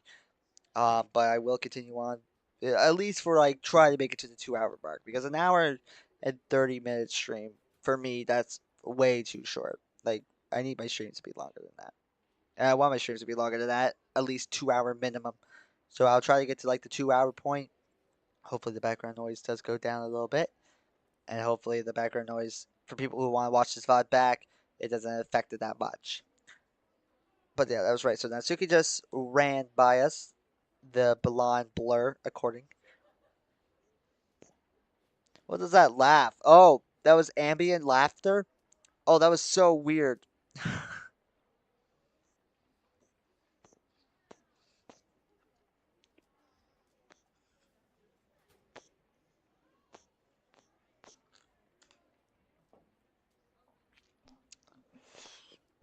I wasn't expecting to hear that. Alright. I was thinking, what's she doing here this early? Maybe it's to escape her dad? Remember that glitch in Act 2 about her dad beating the shit out of her? Oh. My mind races to try and come up with other explanations as to why she's here so early. Escape from her father is a good explanation, but could there be more? I think there is, but I can't think of anything else at the moment. Without any further incident, I head to my classroom. I walk in and sit at Michi's chair once more, pulling out books. Was it just me, or did Natsuki seem kinda off to you? Off? How? Less energetic? I mean, I know it's early in the morning, but that could be it. It could also be malnutrition. Oh, should we get her something from the vending machines? Not sure we could do that without coming off as creepy. Right, sorry. No, it's a good idea. I'll think about it. Thanks. And just like that, Michi goes silent, lost in thought again. As other students trickle in, I keep a special eye out for Kozu. Hi, Kozu. Oh, she's not a Gairu at this point. Wait, what? Why is she a Gairu? Sure enough, she walks in. What the hell? No Gairu outfit? I don't especially like that look on her face. I don't remember her not immediately being a Gairu, but maybe that was the case. She walks over to the and takes a seat behind me, then crosses her arms to the desk and lays her head down with a soft thud. Mori, who's already in class, looks over at the sound. Excusing herself from her friends, she walks over. Tani-san? Are you alright? Huh? Oh, yeah, just tired. Did you eat anything this morning? If not, I have some extra snacks I packed today. Huh, you always pack extra snacks. Kozu's mood seems to improve slightly. I had an apple on the way to school, so I'm good today. Thank you for offering, though. Of course. Mori turns and heads back to her desk, but not before she turns back. By the way, I love the new look. You look better with brown hair. Did you change it recently? Yeah, I got tired of putting in dye regularly. Gotcha. As Mori heads back to her desk, I lean down and begin rummaging through Michi's backpack, eventually pulling out his wallet. What are you doing? I think I'm going to buy some extra snacks just in case. That okay? Oh, yeah, let's do that. I stand and head out. Ah, yes, the vending machines, the Japanese vending machines. I wish one day I'll be able to go and see. I go downstairs to the vending machines only to find a girl in a secure academy uniform bending over and reaching under the vending machine. Ah, that's right, Natsuki. Judging by the short stature and the blonde hair I see, it can only be Natsuki. Not wanting to sneak up on her, I make some noise as I walk up. Startled, she jumps up and in the process hits her head on the bottom of the vending machine. Ow! Damn it! Natsuki holds her head, rubbing it. I'm sorry. I didn't mean to startle you. Huh? Whatever, it's fine. Thanks. Did you lose something? None of your business. I raise my hands defensively. Okay, sorry. You're right. As she goes back to what she was doing, while I make it a point to pay attention to the vending machine next to it, looking over the options. After a while, Natsuki stands back up, fuming. Damn it! Too far away. She opens up her backpack and pulls out a change purse, looking through it with a Morse expression. I remember just then that Yuri said something about how Natsuki would look under the vending machine for loose change in Act 2 of the original game. Natsuki is just about to turn away to feed it when I kneel. Here, let me get them. Before Natsuki has any chance to protest, I get on my stomach and reach under the vending machine, seeing a small amount of coins near the back. Fortunately, it seems Miji is tall enough to reach them. I stand back up and brush off my blazer, holding out my trophies, 135 yen. Here you are. Huh, thanks. She reluctantly takes them. We look over at the vending machine she was just at. What were you thinking about getting? Huh? She was right. Suki seems kind of out of it today. Well, some milk. Before she can protest again, I put money in the machine and out comes a small bottle of ice-cold milk. I take it and hand it to her. What? Here, take it. Suki looks at the milk suspiciously, then back at me, her suspicion only growing more apparent. You're not gonna make you owe you a favor like that Chiba girl, are you? Oh yeah, that's right. I forgot. Friggin' Kotonoha is off in this world. What? What the hell? No, of course not. Any idea what she means? Sorry, I'm as lost as you are. I'm not that kind of person. Hesitantly, she reaches out and takes it. Thanks. No problem. I look back at the vending machines, looking through the different snacks. Out the corner of my eye, I see Natsuki hesitantly open her milk, then sniff at it, almost as if she doesn't trust it. Then, to my relief, she takes a long gulp. I purchased 2 good-sized energy bars next, handing them over to Natsuki. Are you sure? You already got me this. I should be good for the day. I'm sure. Here. Once again, she looks suspicious, but less so than before, and as she takes them and stuffs them in her pocket. Without another word, she runs off. Looks like I managed to do something I wasn't able to last time. What do you mean? Score some points with Natsuki. Hell yeah. Oh yeah. Maybe she'll be more receptive to us showing up today. I thought you said you weren't going to join the club. Nothing stopping me from showing a casual interest in the club, is there? Besides, I promised Monica I'd check in on the club. Oh, yeah, right. Forgot. No worries. Not exactly knowing what Cozy might like, I buy something sweet, something salty, then 3 different drinks and some more energy bars. God damn, we're spending all of our money here. You're gonna get fat eating that. Oi! Despite the situation, I smile slightly. Is that a smile I see? Dude, you can't see me smiling, period. I stuff a few items into Michi's pockets, holding the rest. Thanks, man. For what? Making me laugh, even if I don't show it. We all need a laugh, right? Right. I head back towards Michi's classroom. Kosei's head is still on her desk as I walk back in. I sit back down and begin transferring the food to Michi's bag. As I'm finishing up, Mori walks back up to me. Chizu-san, since you weren't here last Friday, I thought I'd give you the notes from that day. She hands me a small stack of papers. Oh, thank you. I take them from her with a grateful smile. Also, I just thought I'd let you know that starting next week, the school is getting an international transfer student. Okay, even more stereotypes just keep piling up. Really? Where from? I don't know, but I thought I'd let you know since the teacher brought it up on Friday. They're coming from Sweden. I don't know. Thanks for letting me know. Of course. Mori smiles kindly and heads back to her seat. As I look over the notes, I overhear other students whispering among themselves, and the topic goes to this mysterious transfer student. Sounds like the typical high school banner, so I tune it out. I stare out the window at the grounds. Still raining, but it's not very bad, fortunately. Michi's quiet at the moment, and I can feel him deep in thought. He and I don't say anything to each other, just watch the rain and think. More students trickle in and take their seats. Soon the school chime rings out, alerting the entire student populace to the beginning of the school day. All up to that point, the school seems oddly peaceful. Most students in the classroom had been talking quietly to each other, and a few others, like me and Kozu, had been silent. The teacher calls class to order, and we start. All right. The first half of the day seems to drag on slowly, and unlike before, I don't bother taking notes. I do listen a bit, but it's hard to think in the current situation.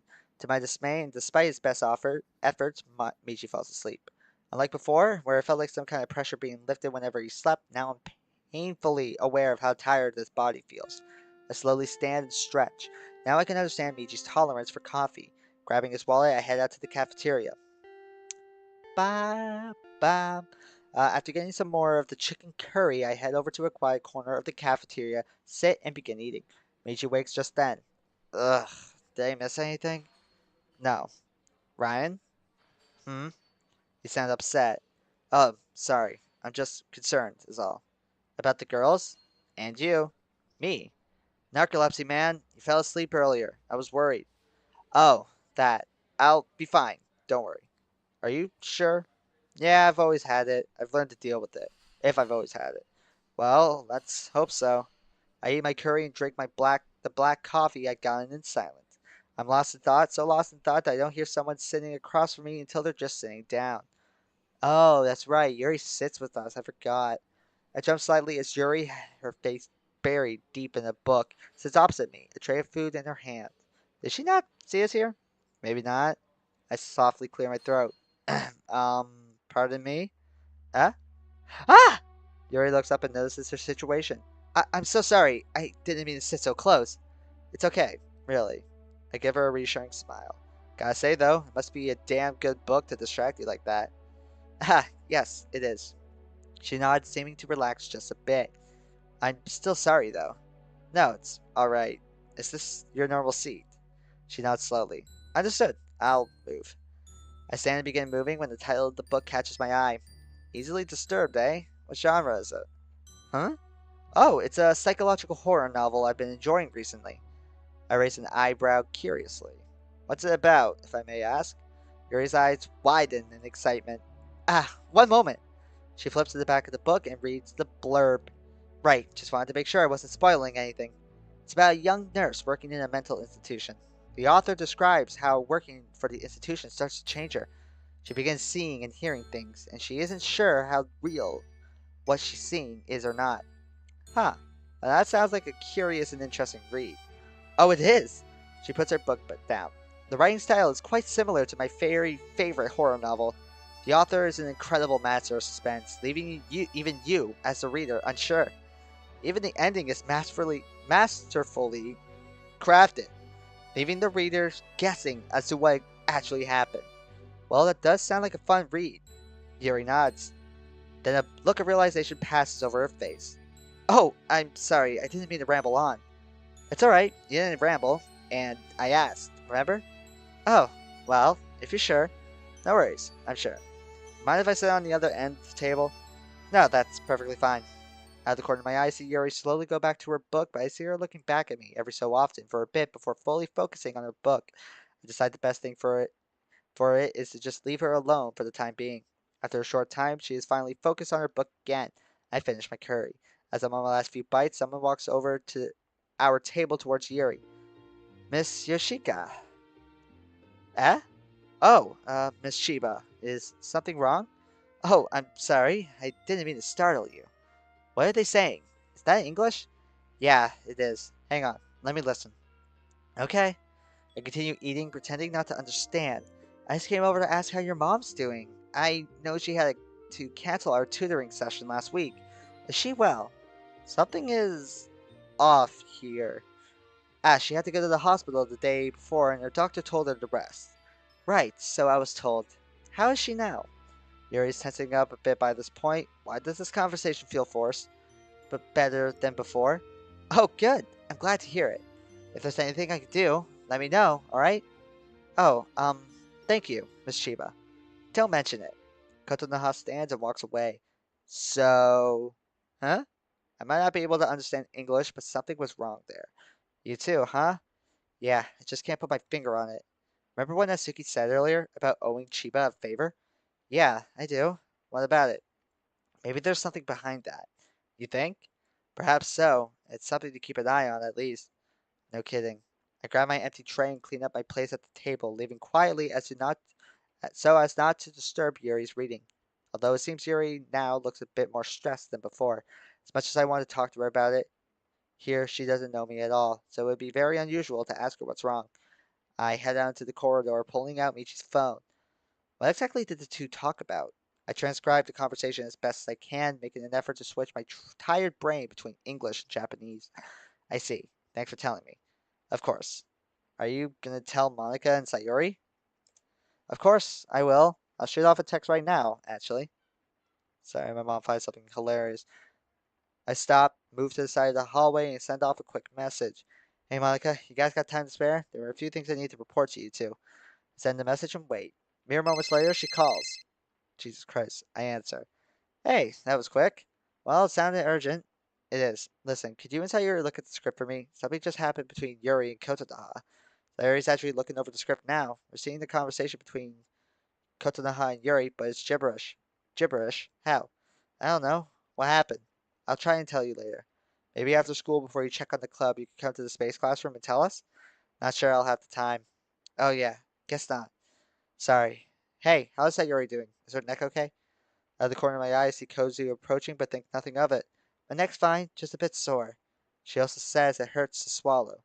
Kozu keeps on walking over, so I lower my voice. Just keep an eye on her. I have to go. Okay, stay safe. I love you, Ryan. I'll do my best. See you later. Close the phone.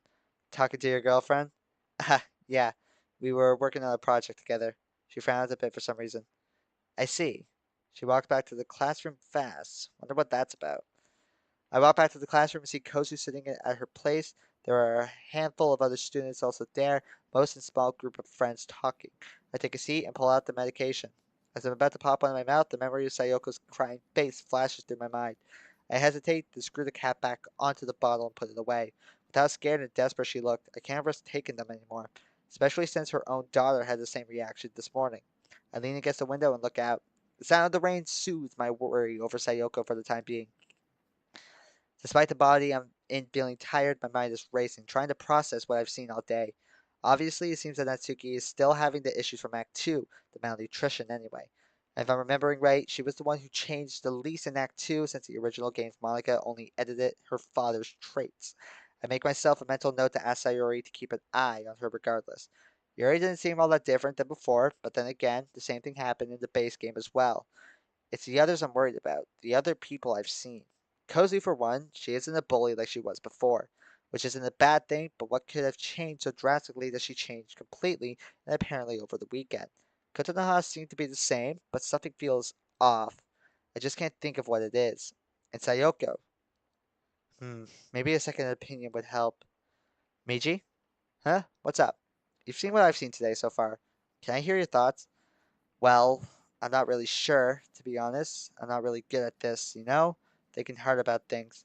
That's all right. I could use some alternative opinions anyways. All right. Well, today's been really weird so far. I'll give you that. It's only been half a day, but it does feel like there's more tension in the air, and don't take this the wrong way, but the changes don't seem to be too much right now. Really. That catches me off guard. Maybe he's not seeing what I'm seeing, or maybe I'm just paranoid. Hear me out. I know that in Act 2, Yuri becomes, for lack of a better word, crazy, but I didn't see that in her today. Technically, we did just meet. Maybe, but if we don't join the club and just keep an eye on her like you mentioned, maybe she won't, like you said. That's my hope anyway. Go on. Natsuki seems like her normal self, albeit she might be a bit poorer now. Bori seems to be the exact same as she was before. In the past, she's taken it on herself to walk around class before school starts to make sure we're okay. Kotonoha also doesn't look like she's changed that much either. She's still offering help to others. Remember what Natsuki said earlier, though, about owing her a favor? Yeah, that's true. Let's keep an eye on her then. So maybe I'm not paranoid. But then there's Sayori's mom. I guess the script had to figure out a way to remove Sayori from her family, but it was hard to see her like that. Besides that obvious change, the biggest difference I've seen are that it's raining and that Kozu is not how she was before. I'm not sure what that could mean. Don't forget about how Malika showed up this morning. Yeah, but the Kozu thing, perhaps it's something to do with EA.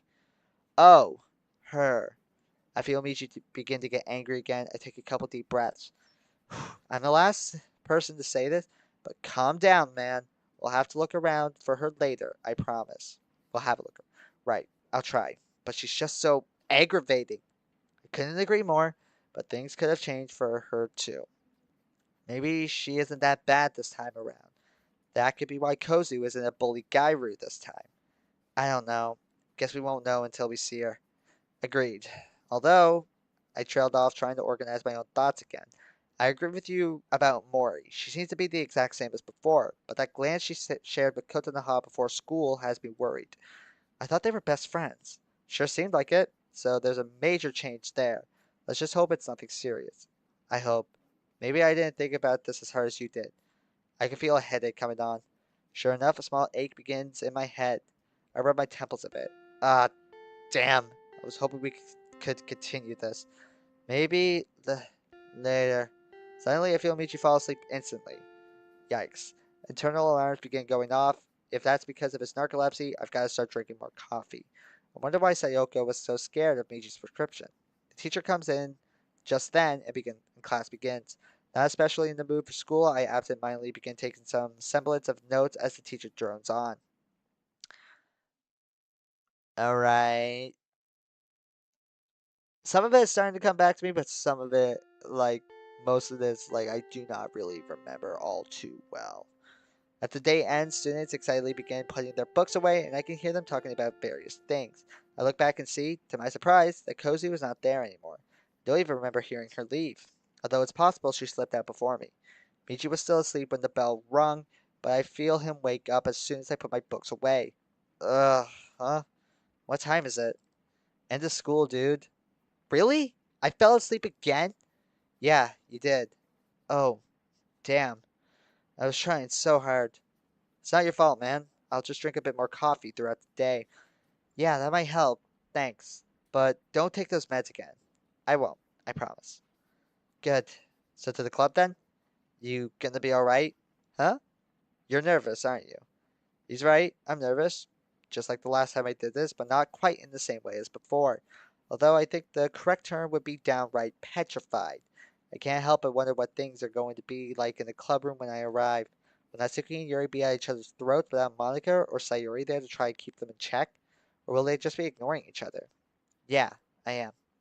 Oh, well, so am I. Good to know I'm not alone and that you're with me on this. Alone? You're literally controlling my body. This is the closest level there is of being with me.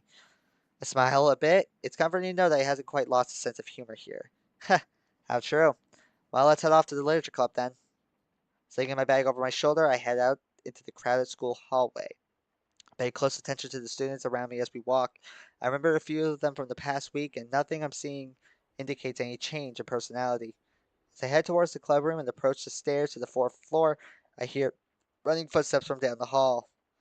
Oh man, I forgot about that. Looking around, I see Kozu running towards me. She looks a bit disheveled as she runs past me, looking almost like she's going to cry. I watch her go, concerned. What was that about? Any ideas? None. I turn back to head to the clubroom, when the reason for whatever upset Kozu almost collides with me. Yay. Of course, it was yay. Hey, watch it. She glares at me angrily. Not really wanting to cause any trouble, I step aside. That's better. She walks past me, then sees Cozy running and turning down the stairs. She scoffs. What a crybaby. I just roughed her up a little bit. Oh god, that expression again. We were so wrong. She is still a monster. She walks past me down the hall with a confident stride. Seriously, what is wrong with that girl? You don't think you know, if she did, she's gonna be hell to pay. I promise you that. I can feel the anger rising again and I take a few deep breaths to calm down again. This anger sure seems to be constant, and it's just Monday. I really don't like this. You sure you're gonna be okay? Yeah, I can manage. I continue to walk towards the clubroom. When I reach it, I hold my hand up and knock. Ah, come in. I gently but firmly slide the door open. Ba ba ba. So we are about to hit the 2 hour mark. It's 7:34 where I am. Here's the thing. I really have nothing better to do tonight. And from the sounds of it, the background noise has gone away pretty much. And I always like to try to make these streams, as long as I can make them. I think a longer stream is good. And, try to get as much of the story done tonight as I can. So, should we continue a little bit more? I mean, what else would I really be doing tonight?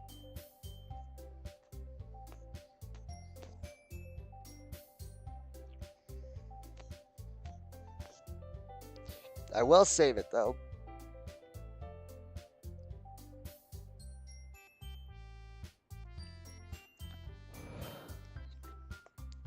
Alright, I peek in, acting as if I'm not sure I'm in the right place. Natsuki and Yuri are sitting at two desks that have been turned towards one another, each holding a small pale green booklet. Excuse me, sorry for interrupting you, but is this the literature club?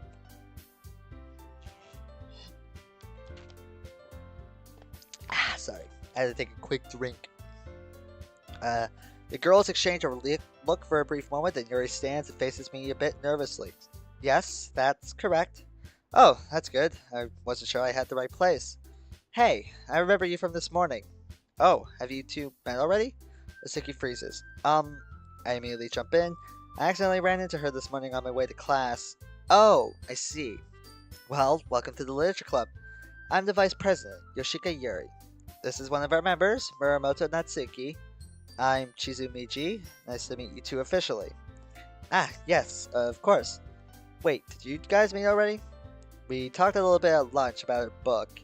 Oh, I look around the room as if looking for a third person. By the way, where's Asano-san? Our president. How do you know her? Well, she was the one who told me about the club earlier. Really? I was unaware that she was considering bringing in new members.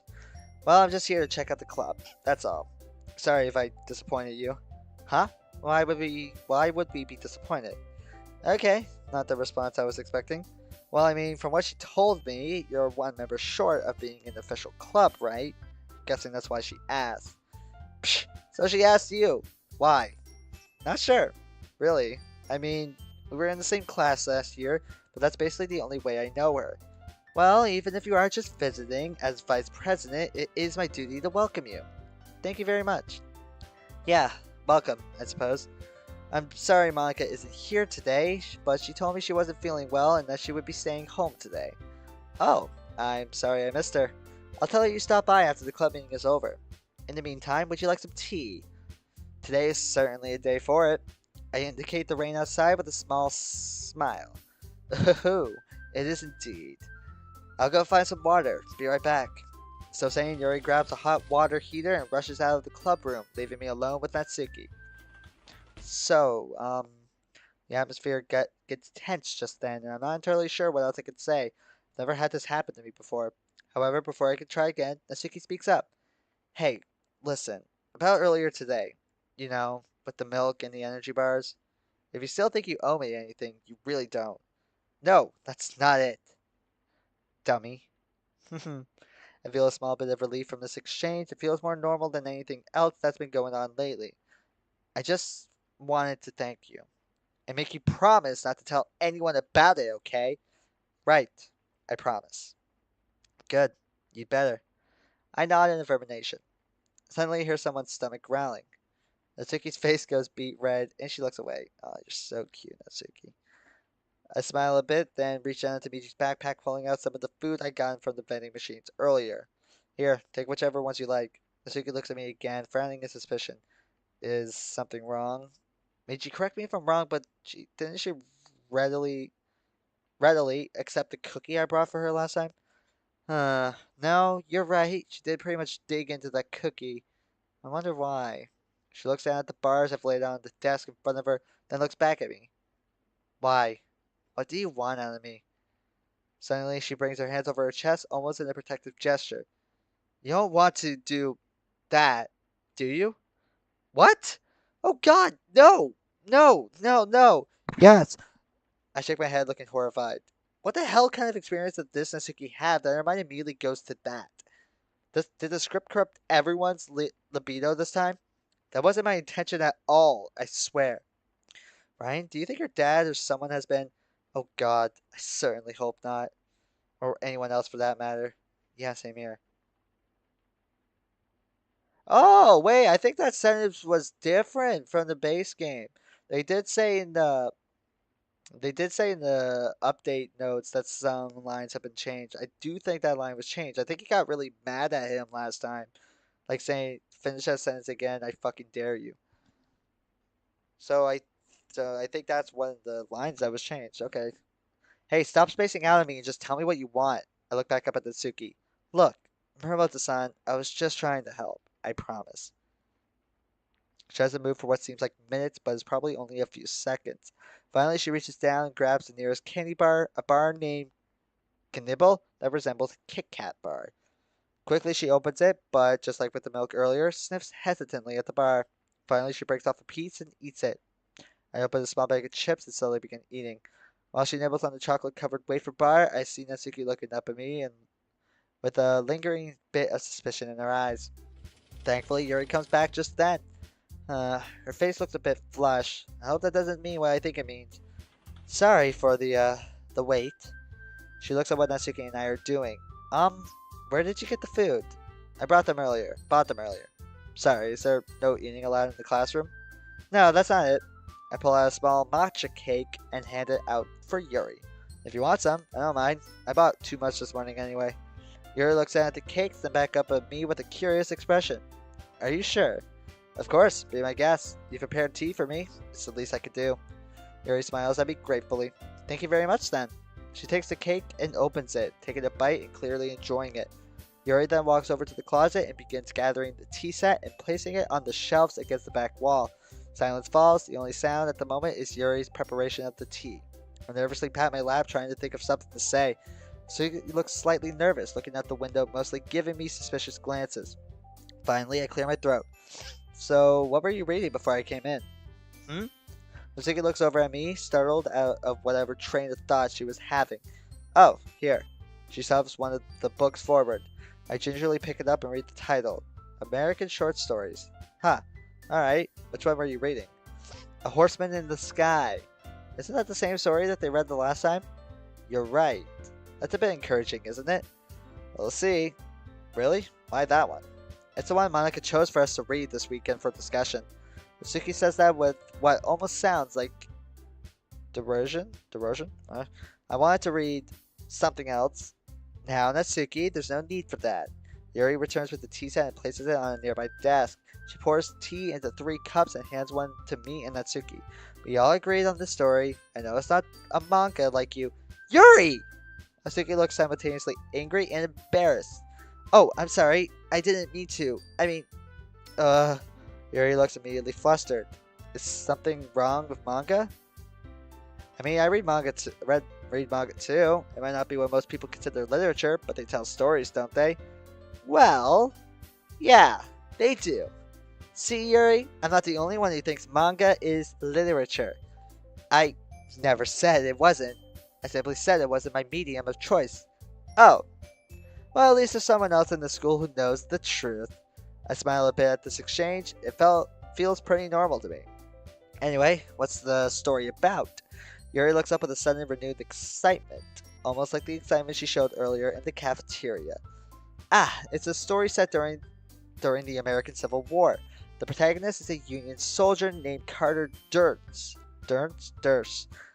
hiding in the bush where he spies a Confederate horseman. The story follows his train of thought as he contemplates firing at the soldier, but he hesitates for a moment. The author also utilizes some flashbacks to Carter's time with his family. When he joined the Union, his father both called him a traitor and encouraged him to follow what he perceived his duty to be. It ends with Carter shooting the horseman, and it's revealed in the end. She suddenly pauses, looking apprehensive. I chuckle and nod. I don't mind spoilers for this. Go ahead. Oh, thank you. The Confederate horseman was actually Carter's father in the end, hence the hesitation. My eyes widened. Whoa! Damn. That's pretty well cut and dry, in my opinion. Yuri and I both pause and turn to Natsuki. Oh? How so? Think about it. They're enemies in war, and it's kill or be killed. Doesn't matter if you're family. I respectfully disagree.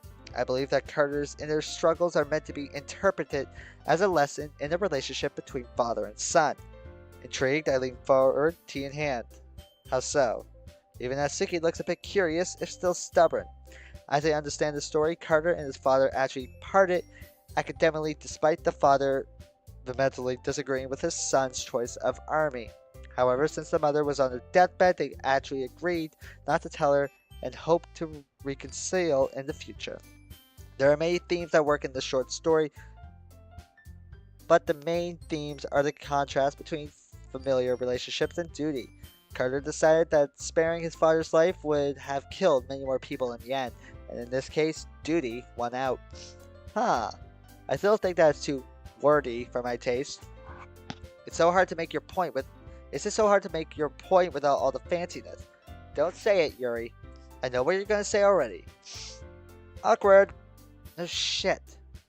As I watched the interaction between the two, I began noticing a slight tension that I don't remember from before. Yes, they had different viewpoints in the argument last time around, but the tension wasn't this bad. I don't know why I didn't sense it before. Maybe I was just hoping against hope and deluded myself. Or maybe it's this way because Sayori or even Monica isn't here to interject and try to palisade them. Guess that's my job, at least for today. It sounds like an interesting read. The girls both turned their attention to me. Yuri looks a bit relieved by the distraction, and Natsuki's irritated look softens ever so slightly. I'm sorry I don't have a third copy to share with you. It's not that cumbersome of a read and wouldn't take you that long. It's alright. Here, you can borrow my copy. Natsuki suddenly shoves her book towards me. Wait, are you sure? Yeah, I've actually got some other work to do before club is over. And with that, ladies and gentlemen, this will be the end of the stream. I think I do have some stuff to tend to. But this was a good stream. Hopefully, the background noise from this, from all the other stuff from earlier in the stream, hopefully it didn't really affect it. Hopefully, watching this VOD back is still an enjoyable experience. I'm glad to be back into the world of Doki Doki World of Dreams. It'll probably be like 2 or maybe 3 more streams before I get back to the point I was at and get into the new stuff, but that's perfectly okay with me. But anyway, ladies and gentlemen, that'll do it for the stream. Hopefully there will be a stream tomorrow. Might be Friday Night Funkin', or it might be GTA 5, or it might be like a bunch of horror games. Who knows? I don't know. Whatever I choose to stream, it just depends on what mood I'm in. But ladies and gentlemen, that'll do it for today. Thank you everybody for stopping by. Thank you to everybody who might be watching this VOD back. If you made it this far, you're awesome. And just in general, you're awesome. Don't let anyone tell you guys otherwise. Just know that you're awesome. Feel free to check out my Let's Play channel. It's in the most recent videos description. If you want to see me do some Let's Plays, there will be a video on there. Hopefully in the next few weeks. I gotta start working on it. But ladies and gentlemen, that'll do it for this. Thank you everybody for stopping by. I love you all. And I'll see you all in the next one.